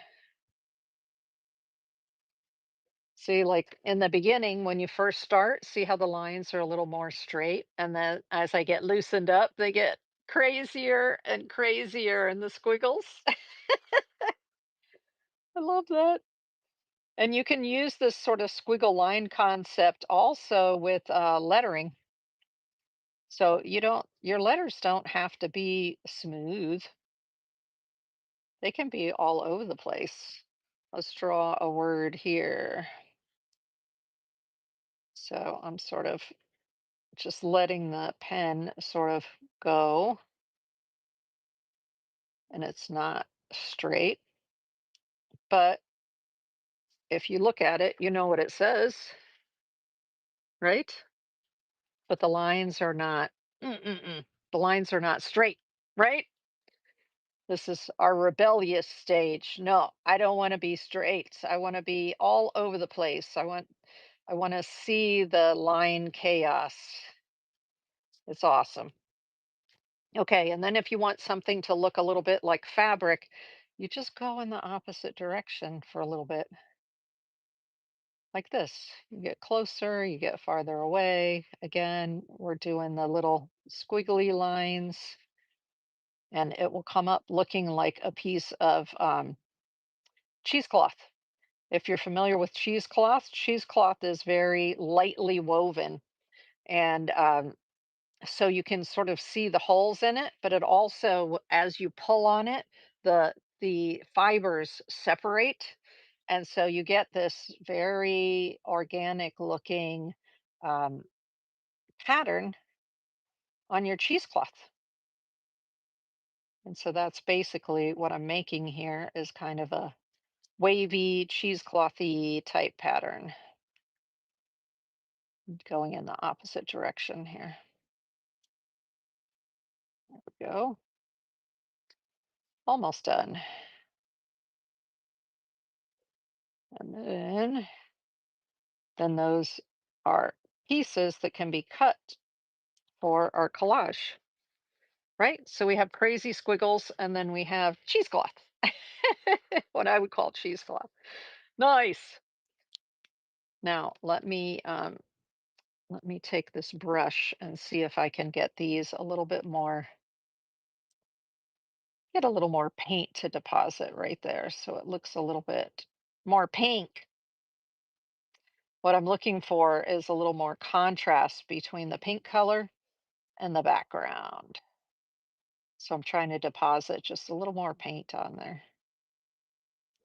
With the brush tip, if you lift up, you'll get the thin line, and if you push down, it deposits a thicker line. So they're really a joy to draw with. There we go. So these are coming out well. Putting the second coat on. There's a little more contrast there. I like it. I like it. Okay. And this is just designs that you're putting on your collage paper. You can also draw these designs directly onto um, your trade card as well. So do you see here how I drew some of those same kind of circles on there? And that was after um, collaging down some of the other miscellaneous papers that I had. You can just use these same acrylic markers or your other acrylic markers to make those designs right on there. Okay, so that's enough of the various designs. Here was um, newsprint paper, which has kind of a putty color to it in the background. And then here is the rice paper, which has more of a white, but you can see it kind of soaks through a little bit more. Okay, we have enough here that we can do our collages. We can cut things up and use them in the collages. Now, I do have lots of other, like we can use that one. Um, I'm just looking here to see what else I have. Now, what I do as I'm working is you see this little tray right here. This is just the lid to some container. But I liked it was low, like shallow like that. And so these are little bits off of the previous pieces that I was using. Also, you want to keep, this is half of a heart right here. Okay, that's that half of the heart like that. But you want to keep the negative. This is called the negative. So you cut out your shape and you keep the negative because you can use both of them in your collages. You keep the negative and you keep the what's called the positive. Now I did cut out these from some of my papers and it they were too big to go on an ATC. But that is a heart like that from two different pieces of paper of these handmade collage papers right here. See, like that. This will have to go on a bigger, like a 4 by 6 or something like that. This is a postage stamp because I put a lot of postage stamps into my artworks. And then remember what I was saying about the solid papers? So these are this is one that I made right here. Oops, it's that like taupe color. But then these are some that I bought. So you can buy scrap packs of cutoffs and use these in your artworks as well. Okay, so let's go back to here. I'm so excited. We get to collage on top of these because this is all dry now, these acrylics. Let me just set that aside for a minute because what we need to do is look at what we have and how we want to cut them up. So For this part, when we're actually collaging onto our surface, we're going to use the um, this newsprint, or you can also use the palette paper. But we're going to be working with the gel medium, um, or you can work with the fluid medium. Where is my fluid medium? Where to go? Uh, you see, I like the gels myself for the most part. And then the Bindex. This is usually what I use, the gel and the Bindex. I find that the fluid medium, which a lot of people love to use this fluid matte medium for their collage, and just to me personally, it's a little too thin for me. It makes me a little crazier with the heavier papers. With these thin papers, it would be fine. But when I have thicker papers, like see right here, I have watercolor paper and it's thicker, so if I'm going to glue this down for collage, I need something thicker. So I need a gel medium in order to do that, to work with the thicker papers. So that's why most of the time I'm using the gel medium, or with the little bit thinner papers, I'm using the Bindex because it's that in between the two, right? I don't want my papers to get too wet is what it is. So why don't we start by cutting some shapes? So I love the little hearts. Let me show you how we do the little hearts. Now it's time for the fussy cut scissors. Although what you can do is you can take cut sections and then use the fussy cut scissors in the sections. So I'm going to cut out these um, raindrops that we made. Okay. Yee. So we've got this little piece right here. All right, that'll work for a half of a heart, right? We can do a half a heart out of that. And you see you want to take your paper and you want to audition it against the size of the space that you have to work in, because we're not working on the whole, like this is done on the whole 2.5 by 3.5. However, these that are taped down, we have a little bit less space than that in the center. So I need to work with little bit smaller shapes. Now, in terms of the heart, let me just do a half of a heart right here. So I'm just going to come up and I'm going to cut the shape of a half of a heart. And then like that. Okay, there's one half of a heart, right? Ta-da! And also, I have kind of the negative of the heart right there, right? As well, which I could always use somewhere else. So let me cut this part right here. And now I have the negative side. So let me just put that there. Um, and what do we want to have go with the other side of the heart right there?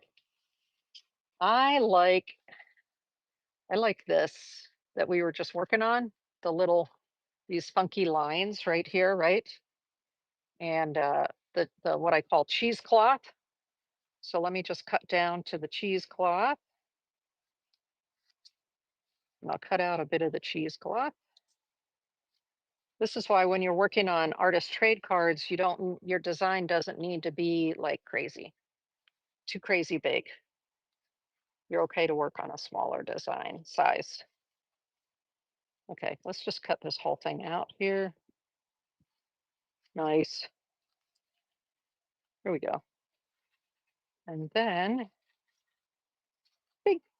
Now there are two ways that I can create the other side of the heart. I can just free form cut a heart, or what I like to do is I like to take this side, flip it over. So I'm flipping it over right here so that I can cut it, and I can either cut it exactly the same size for the other side. That's why I flipped it upside down, because it's going to be the other side. Or I bring it in just a little bit and I cut it a little bit bigger, so that way part of the heart is a little bit bigger on one side than it is on the other side, just for something different. You don't have to do that. You can cut it exactly to the same size as if you want to.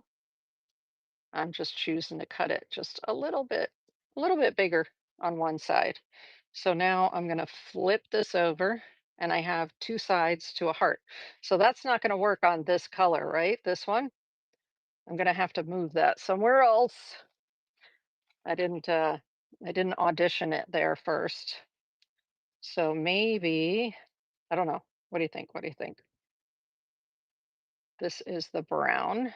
That looks kind of interesting on the brown right there. Kind of interesting. What about on the black? So this is what I call auditioning. I'll take my various pieces. Plus, I can cut a lot more than just these two. I can cut a whole bunch of pieces out and then I can audition them all over the paper. Um, so that way you're doing one set of cutting and one set of auditioning and switching things around to see what's going to work with what, right? I kind of like that on the black because those black lines on here really stand out, right? But what about the white? What if I cut out some of the white? Maybe the white will look better. No, the background's too dark. See, these are the kind of these are the kind of things I'm talking to myself about all the time. Okay, so let's do this right here. We'll cut out these really cool orange raindrops like that. And then let me audition it on the background. There we go. Got it. Let me see what sort of background that'll pop on. Of course, it'll pop on the purple, right? Pops on the purple, not so much on the brown. It gets kind of lost on the other ones. So it really looks good on the purple, right? Okay, so there. I auditioned it first this time, but you don't have to just do hearts. I also like to do geometric shapes, squares, rectangles. You can do circles. So why don't we do this one as a circle like this? A lot of times I do egg shapes, ovals, because I have three children. I'm a mama. So I like to do ovals as well. There we go. That's a somewhat round, right? And the interesting thing here is now I have a if I cut this here, I have a negative, right? And I cut this here, now I have a negative shape that I can hang on to, and that can go somewhere else, right? Depending on what I'm looking at. It doesn't work for these colors, so I'm going to throw it into my little tray, right? But it's there, so I can address that later. But yeah, I like that. I like that egg sort of ovally shape like that. There we are. So that's a good one for on there. What else do we have here? Eh, let's see. I like of course, I love these, and I like the little white polka dots. Let's cut out some white polka dots. I'm keeping these little pieces in my tray so they're easily at hand there. There we go. Let's do some polka dots and do something with that. So it doesn't take long to make yourself some paper and then start using it right away, right? Ooh, polka dots. Okay, I need to cut the sides because there's too much white on the edges there. There we go. That looks much more random, and that's what I want. So what am I going to do with that? Ooh, I kind of like the white against the black right there. So hey, Florida Glass Girl, welcome in, welcome in. We're making some collage papers using acrylic paint and acrylic markers on rice paper in this case. This is acrylic paint that we put on there on the rice paper. And then and then draw on top of it. And then this is newsprint with nothing on it. See the kind of putty color? And so we were doing the same thing here, painting it with acrylics and then using acrylic markers to make designs on it before we bring it to our surface here. So I want to do a small square and then maybe I'll do, nope, I'm going to do a rectangle here of these dots, polka dots. And then I need some other sort of, now I have a little square with polka dots here. So I have to think about, do I want to use that somewhere else? Eek. And okay, this is tissue paper that I bought from uh whatever, a party supply. And I love this stuff. It's already pre-printed for us. So let me do this with that one because I can kind of go along the bottom of one of these, right? Or I could go along the side, whatever. But I like to anchor and do some things on the bottom like that. Okay. So we're in the throes of figuring out what we want to do here. Okay. Is there more? What I like is when you're working with a piece of paper with a particular design, if you use it on more than one of your sets, because then you start to develop a collection that way. Let's do this. I want a little bit bigger square. So I've already got one square. Let's put a bigger square. So I want the bigger square near the bottom, the smaller square near the top somewhere, right? Okay, what about this paper that has the scribble on it? Let's do, maybe we'll do half of a heart on one of those. So where would that look good? Ooh, it looks good there. It looks good there on the brown. Not so much on the pink because the pink is light and this is light and that's light there too. I think it looks good over here on the brown. Okay, let's cut ourselves a half of a heart.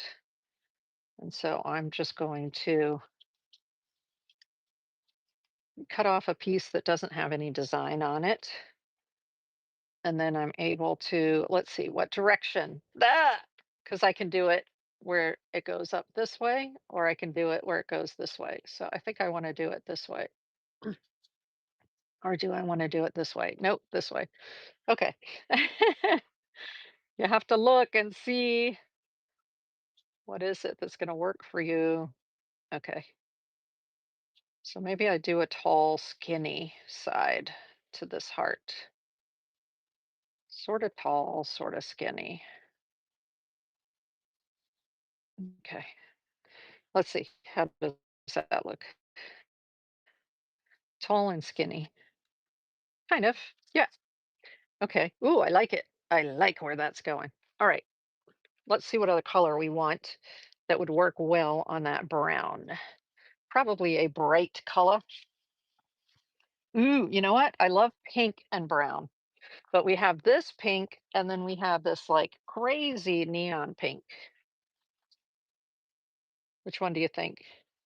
There's crazy neon pink or there's the like sort of, no, no, that one's not bright. Not bright enough. Okay, we're going to do it with the crazy bright pink.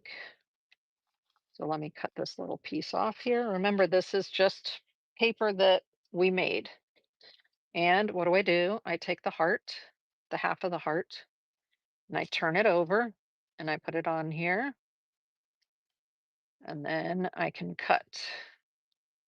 And if I don't put it all the way to the edge, when I cut it, it'll be a little bit bigger, right?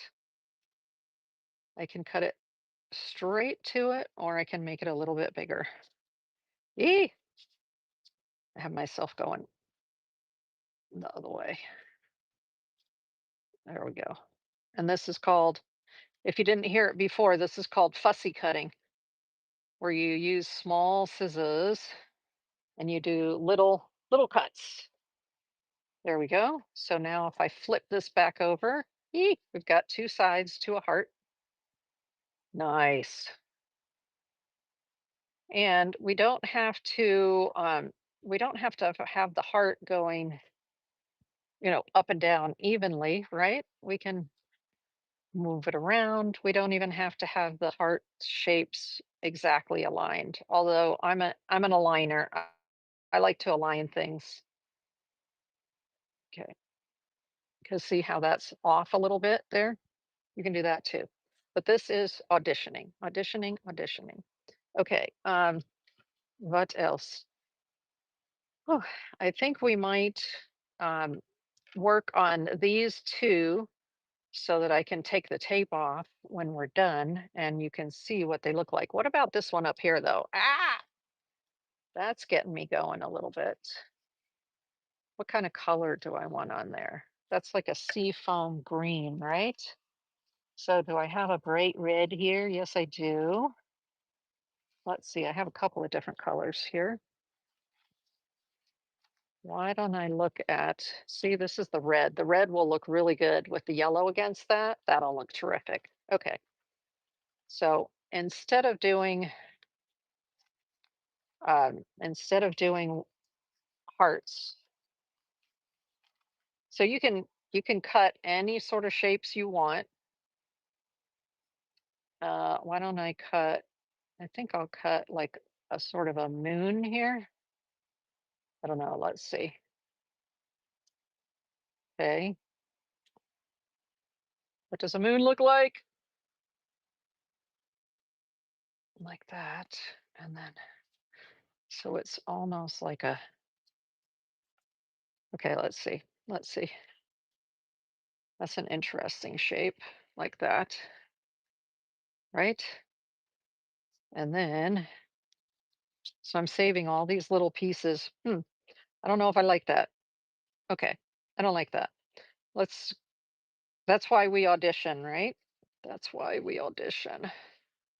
Okay, look, right here, I have a half of a heart. Right here, I have like the bottom half of a heart. Maybe I can create a top half of a heart. Yee! Sort of with this. Let's try that. So if I were to put a heart on here, like this, and how would I cut like the top part of it, right? So I would just cut this and I would bring it around like this, and then I would do this. Okay. So let's see, let's see, let's see. This is giving me like the top half of it, wherever it went. Okay, come on. There it is. Nope, that's the other part of it. Let's try this right here. There's that. Uh-oh. This is the problem sometimes, y'all. When your piece drops off, it can go into Never Never Land. Let's see, where did it go? Oh my gosh. And that's what happened. It dropped off and it went somewhere. And I can't find it. It didn't go into my little thing here.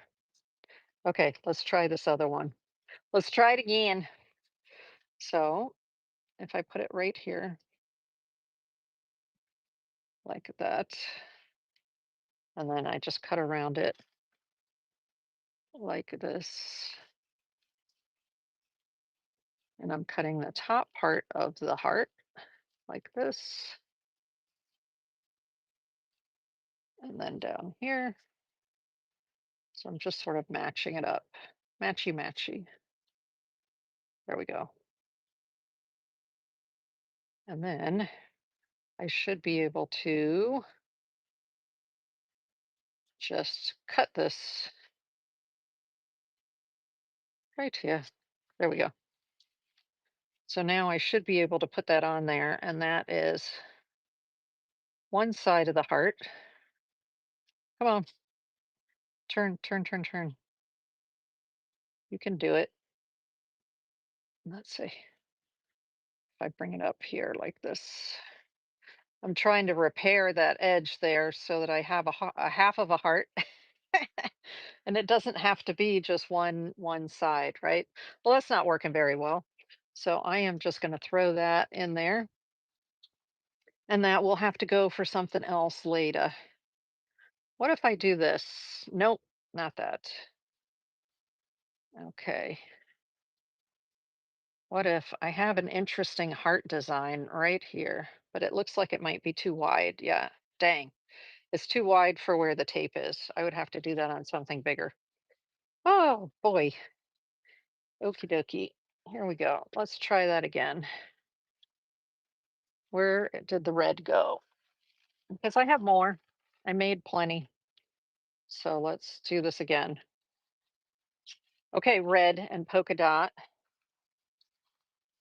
And there's just something about hearts. I love doing hearts. So let's do it on this side right here. And we'll bring this around. Maybe this one's a little wider heart right here. There we go. There's that part. Ooh, that looks good against, that's a good pop of color, right? On that background. And then I really like I really like this. I love using the scribbles. Isn't that funny? It's like at first it was so uncomfortable doing the scribbles, and now I reach for the scribbles a lot because I do love them. Okay, I'm looking through my papers to see if there's something else that might go well there. What about this dark blue with the white? That's kind of fun, right? Love the scribble scrabbles there. And it's nice and dark compared to this lighter color. So why don't we do that? Okay, there we go. Let's see. Uh, we're gonna have to cut a little piece here of the dark. So don't be afraid to make dark papers, because when you're working on a light background, you need the contrast of something dark, right? Okay, and let's take this side and we'll flip it over. And then I have to decide where I want to put it, where there's a lot of design. Okay, here, I'm going to do this. And then the nice thing is, because we are making these papers, you don't have to worry about running out. All you have to do is, if you like a particular design, you just make some more. All you need is the rice paper um, or the newsprint, and you can make more. There we go. Oh, that's kind of fun. Yeah. I'm looking at where the tape's going. The tape's going right here. So I'm able to, yep. And maybe if I angle it a little bit, that's kind of fun. That works on the light background, right? Coolio. Those look good. I don't have to angle it. I could always turn it straight, or I could test it angling it the other way like that as well. I don't know. Kind of like it straight. Okay, so we've got that. Over here, we've got this sort of safari going on. What would be good to go with the safari? I kind of like this orange and blue against the safari. Hey, guess what I just found? It was somehow attached to this. Okay. So this safari, like, what are we going to put up there? Just say a square or a circle. I kind of like the idea of something that looks like a square, because these raindrops are so um, they're so organic in their shape that I feel like doing something with squares or a square would be a good contrast. Boop. There we go. Because this, very organic, right? The green looks very organic as well. But this looks a combination of organic and not organic. Okay. And then I want a little bit more of something that's going to pop on there. I'm looking through my little stash, seeing if there's something I can pull out of here. Oops, that just moved, didn't it? Seeing if there's something I can pull out of here. And whoa, that's nice and bright on there. Let's just hold that thought, right? Ooh, this is kind of interesting, right? That little piece that I had there. What if I did it like this and then like this? That's kind of fun. It almost looks like a house, doesn't it? Okay, I like where that's going. But the ends of these go off the edges. What about this one? If I change the shape just a little bit, I can turn it more into the top of a house. If I did something like that. Don't like it. That's why we audition things, right? Take the end off of there, the end off of there. This goes here, and that goes right underneath there. And then remember, you're going to go back in and you're going to draw on top of that anyway. So it does not matter if you glue it down and you say hate it, because you're just going to go back in and you're going to draw over top of it anyway. So I'm thinking I might want to, nope, I might want to put that just underneath that so that we've got an interesting edge, and then bring this down like this. Okay, for something, nope, actually, I like it better up here. So this is what you're going to do. I call it the push and pull of designing a designing a collage. Okay, so I think we're going to stick with, at least for now, these two up here. I have more of those done. Um, Down here, if I want to take these two off, I would have to do a little more work down there. Let's just start with these two up here so that I can show you the basic gluing down. So you can see how there's a lot of decision making that goes into what am I putting where, right? And once you've made those decisions and you have your little designs up there, then we're going to glue those down. So to glue those down, we're going to use in this case, we're going to use the gel medium. But for this that's super flimsy and light, we're going to use the Bindex. Okay. Now, first of all, I want to cut this to the right size because when I pull the tape up, it's going to rip it. And I don't want it to do that. So let's just cut this edge right here. And then I'm looking at where the tape is.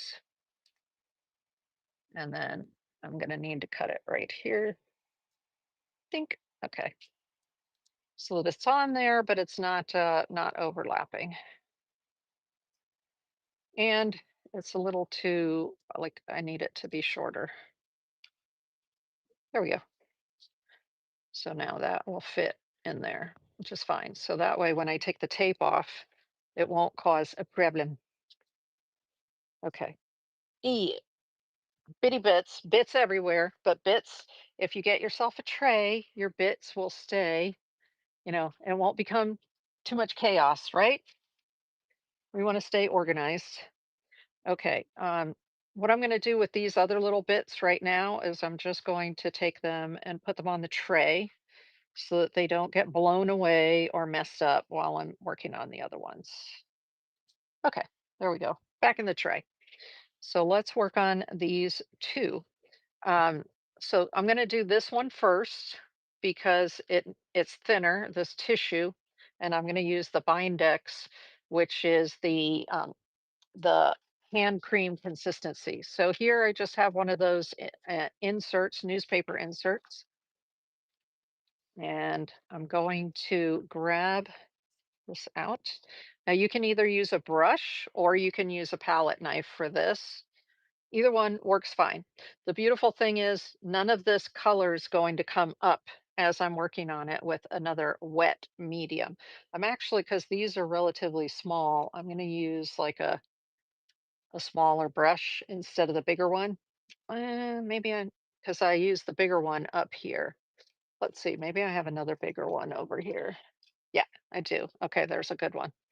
And what do? I get it wet first. I want to wet my brush first. And then I tapped away a little bit of the moisture. And now I'm going to grab some of the Bindex. You see what I mean about like a hand cream consistency? The gel medium you'll see a little in a little bit is much thicker than that. This is perfect for your thinner papers.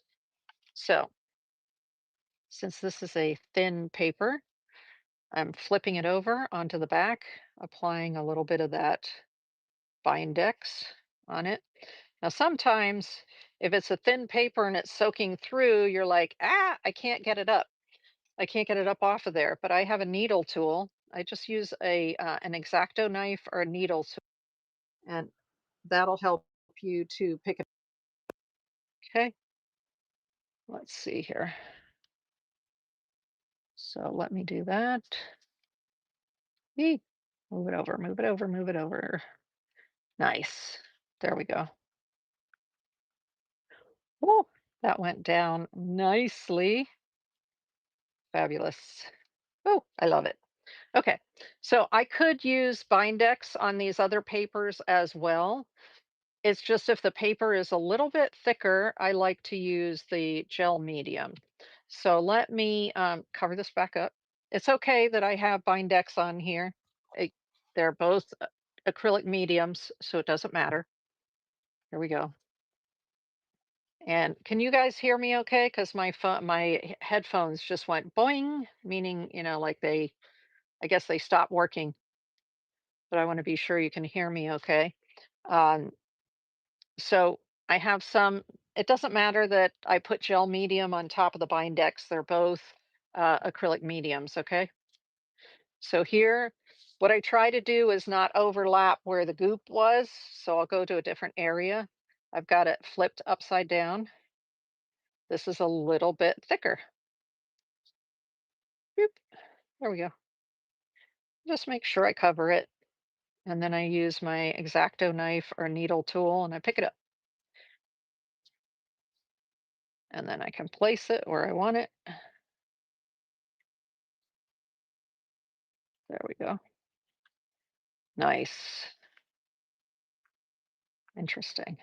Now, when I set it back down, oftentimes what I'll do is take a paper towel and gently press on it. And that helps to make sure that the whole thing adheres to the background. Okay. That helps it to adhere. There we go. And then this little funky, funky piece that looks kind of like the top of the house. I'm picking up some of the medium that was from the last piece, and we'll just get it on there. And then here we go. Place it there. Place it where we want it. The nice thing is that it's still movable for a little bit until you pat it all down. So that's helpful. And then come in with the paper towel and push it down. There's a little tiny over here, there's a little tiny wrinkle, but I'm not going to worry about it. I am not going to worry about it. Okay, cool. So those pieces are down. Now let's go ahead to these two pieces right here. Again, I'm looking for an area on here where there's no goop, because what'll happen is if you put this down in some goop and then when you go to pick it back up again, depending on how long you took, it can tear away at the paper here, and we don't want it to do that. So I'm using a different area of this this news, what is it? Like a something that you get in the mail. And that way I don't mess up the front of it. Okay, here we go. Like it. I'll put this one down. I'm looking for the edge of the tape. It's right here, so we're good. We're good. We're good. Eeh. Let me get my paper towel. Now, what a lot of people do is they will put a layer, they'll use their brush and they'll put another layer on top, which you're welcome to do that as well. It just depends on what you want your background to look like. So I like to do it like this, where I'm just putting the medium on the back of the piece that I'm putting down, like that.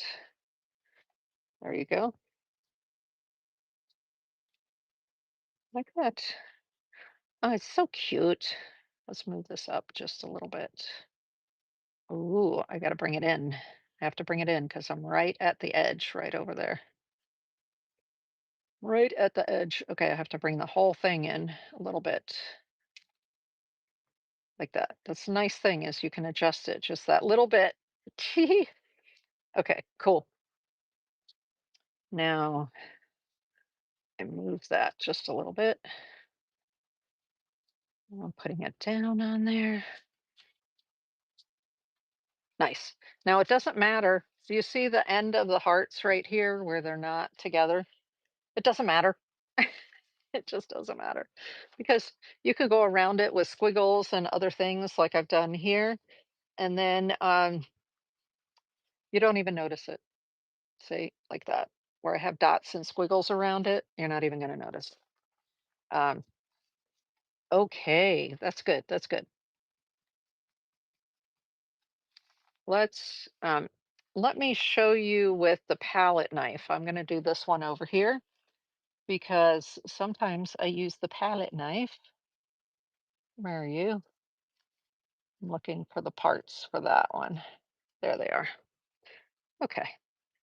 So to use the palette knife, I usually use not this, I call this a mixing palette knife. So I use this to mix paint. Um, this is what I use usually for when I'm doing smaller collage. If I'm doing a big collage, yes, I'll use the one I just had, the color mixing one. Oop, like that. I'll use that if I'm working on a big piece. But if I'm working on a smaller piece, I need something like one of these. Okay. And this is a really small piece, right? Because it's an artist trade card. So let's use this palette knife. So what I'm going to do here, I can do the same thing that I did essentially with my brush, is I find a place on the newspaper, and instead of using the brush, I'm just using the palette knife to apply the gel. There we go. But everything else essentially is the same. I'm using my needle tool to lift it up. And then I place it right here like that. There we go. Use my paper towel. Now, if I'm working on a big piece and I'm doing multiple layers of collage, then I just go back over it with my palette knife like this, and I flatten it down with the palette knife, and that works fine. Not because a lot of times people are like, "How do you prevent the bubbles?" Well, that's what I do is I use a palette knife, and I find I get, sometimes you can't help it. It depends on the paper that you're putting down, whether you're going to get bubbles or not. But it does help to use the palette knife, I find, to have less bubbles as a possibility. So here, now sometimes depending on the paper, if the paper keeps moving around like that one was, I will again use the needle tool and I will, after I've put some of the medium in that middle part, I'll hold it down with the needle tool with one hand and then make sure I've covered the whole thing with the palette knife. And then this we're going to pick up. Yee. There we go. I love that hot pink. Hot pink. There we go. Right there. And then I'll go back over top of it with the palette knife with a little bit of medium on it. see if we can move this in just a little bit. Yeah, nice. Okay, cool. So that's how I use the palette knife to do the collage. Let's go ahead and I'm going to set my papers aside here. Let's take the tape off of here. And remember, these were the artist trade cards that are already cut like this. They're already in the right size. And I just taped them down using the Holbein soft tape, which was right here. Here it is. So if you missed it earlier, this is the Holbein soft tape, and I like it because you can see through it. It's translucent. So as you're putting it on these smaller pieces of paper, you're able to see where the edges are. Okay, so let's go ahead and we're going to pull some of this up just for these two. So when I pull the tape off, I'm pulling it off at an angle like this, slowly, like that. Okay, let's cut that right there. Scissors. Eh, so it'll still be there for the other ones, right? And I'm working just on a piece of cardboard, okay? You don't have to do anything fancy. We don't have to be too fancy. Okay, let's pull this off next. And again, at an angle, gently. I just love this tape because it releases so well, y'all. So well. And I haven't had it damage any of my watercolor papers yet. It's, they call it soft, and it really is soft. It's a beautiful tape. Gorgeous. Okay. And then let's do this one right here. I'll still do it. I'm still doing it at a sharp angle like this. Okay. Nice. And then it looks like this one has to come. Eee. Okay, that's a problem. That's a problem because it's partway on the other one. So let me just see if I can gently pry this away from the one half. Eeh. Gently, gently, gently, gently. Yep, you can do it. Just taking it away from, oh, I don't know. It might not be in frame for you. I'm trying to just get it off this half, this half. You can do it. You can do it. You can do it. Release. Ah, awesome. Look how it's looking. Look how it's looking. It's looking amazing. Let me just cut this off here. Okay. Like that. And I need to do the same over here because I'm only doing the two. So I only want it coming off of the half. Oh my gosh. Okay. Here we go. Almost. We almost have it off. Let's see here. We got you. We got you. A little bit more. Release the corner. Let's see. Nice. Okay, we'll tape those back down. That's for later. I'll have to finish those. But you see how nice it looks with the clean border around it? That's why I've noticed that a lot of people lately have been doing the clean corners. Now, this one, a tiny bit got underneath there, but usually I'll just take my X-Acto knife because once it's dry, sometimes, not always, but sometimes you can get it to come off of there. It's not really coming off. Okay. I guess I'm not worrying about it then because it does not want to come off. Okay. It's there. It's there. But I love the nice clean edge right there. And now it's time to do um, some more work around the collage. And the cool thing is you don't have to stay within this color block right here. You can go off onto the edges. So what I did with these, you can see here, I did dots and I did like squiggly lines around there. So let's pick a color for this one right here. Let's see, what am I doing? What am I doing? What color? That's always the trick, right? Because I've got this beautiful bin here full of colors, and then I just have to decide what color do I want to use. Oh my goodness. Okay, I feel like purple needs to be in there somewhere. Ooh, okay, so maybe purple on this side, and then something. I'm afraid the pink won't show up. Let's see, let's see, let's see. We don't want to use blue. I guess orange. Orange it is. Is that the right color orange? Remember how I said I always have test paper over here? So let's see what this looks like. Yeah, guess that's the one there.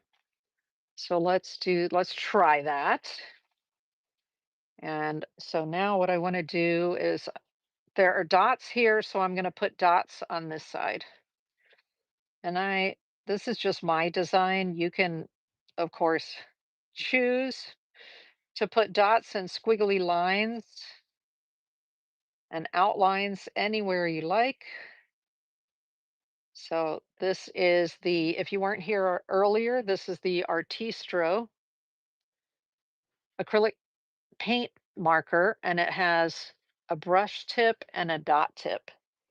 So right now I'm just using the dots. Since there are dots over here, I'm putting dots on this side right here, like that, and just coming around. And the cool thing is I can go off of that block, right? I don't have to stay on the color block. I can go off. So here's what it's looking like. It looks good, actually. I like it. And then if I press a little harder, I'll get bigger dots. So let me press just a little bit harder. You can even like do this to get the dots even bigger, but I'm just pressing a little harder and a little longer and bringing it out with bigger dots on the outside. Nice. Okay, there we go with the dots on one side. Remember, these are acrylic paint pens, so they work perfectly on top of the acrylic paints. All you have to be concerned about is the opacity. So um, if when this orange dries, if I feel like it's a little like it's not a deep enough orange, I can just use the dot pen and go right back around it again. Now this is a nice purple. Maybe I want something that's more lavenderish. Let me see. Let's see what this is going to look like. I don't think the lavender is going to show up. But what I've done before is I do the lighter color on the inside. And then if I don't like it, I put the darker color on the outside, y'all. So what I'm going to do is I'm just sort of doing a wavy line around here. And then a second wavy line. Nice. Just for fun. Just for funsies. And then I'm going to take the dark one. So these are both purple, but you've got a light purple and a dark purple. That's why I like the 24 set of these Artistro double end markers. I like the 24 set because there are a lot of light and dark combinations, and I think that's really important um, to have the light and the dark. All right, let's use the dark one this time. And I'm going to exaggerate it a little bit more, which is kind of fun, right? Just exaggerate it.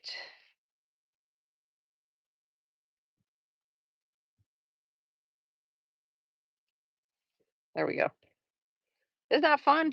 That is so much fun. And then why don't I take this dark one and sign it? So I'll sign it down here with the dark one. And that way it kind of pulls it together, right? And then 2026. Do you believe it's 2026, y'all? Jeez. Okay. So there's my signature, and that one is all done. And I would do something similar over here. I'll take my acrylic markers if you don't have these, but you have Poscas or any other brand of acrylic marker, you can do similar, right? You can do something similar like that and take these and just do all kinds of designs and more dots. Let's do some rain drops at the top here. And what color do we want the raindrops? I kind of like this lavenderish purple. So I'm using the brush tip and I'm actually going to put them out on the light edge here. And so I'm putting the tip down and then rocking it back to get myself a raindrop. That's kind of cool because then it's in the margin. I like it. And I like the combination of lavender and green. Now, what if I say, ooh, let me put some, I'm going a little bit lighter so the next ones are a little bit smaller. Eeh, that's fun, right? So I just will do the same thing. I'll be using the various color markers and I'll go over these and create various patterns and then sign them when they're done. Usually, what I will do when I'm finished and they're fully dry is I will turn it over and then on the back, you got to sign it, y'all. You have to sign it. So on the back, he, let's see, I'm going to use, this is one of the fine liners, and I'm going to sign my name like that. And then I like to put the date, and then I put my website. Now there are stamps that you can get, and you can use a permanent ink and you can stamp it on the back. It's designed for an artist trade card. And then you just fill in, like, is there a name to the piece? What was the date? Most of the time it asks for a date and, your signature and, and then anything else special. But you'll see that on the various stamps. I just sign my name and put my website and the date. And for me, that's done. But I love the way that turned out with those fun papers, right? Aren't they great? Love it. Okay. That's it for this particular workshop. And I hope you enjoyed that, learning how to create the papers, what kind of papers to use, and then how to cut them up and audition them, um, and how to prepare your background like this so that you can do multiples all at one time and take it from the creation, paper creation process all the way through to finished artist cards. Awesome.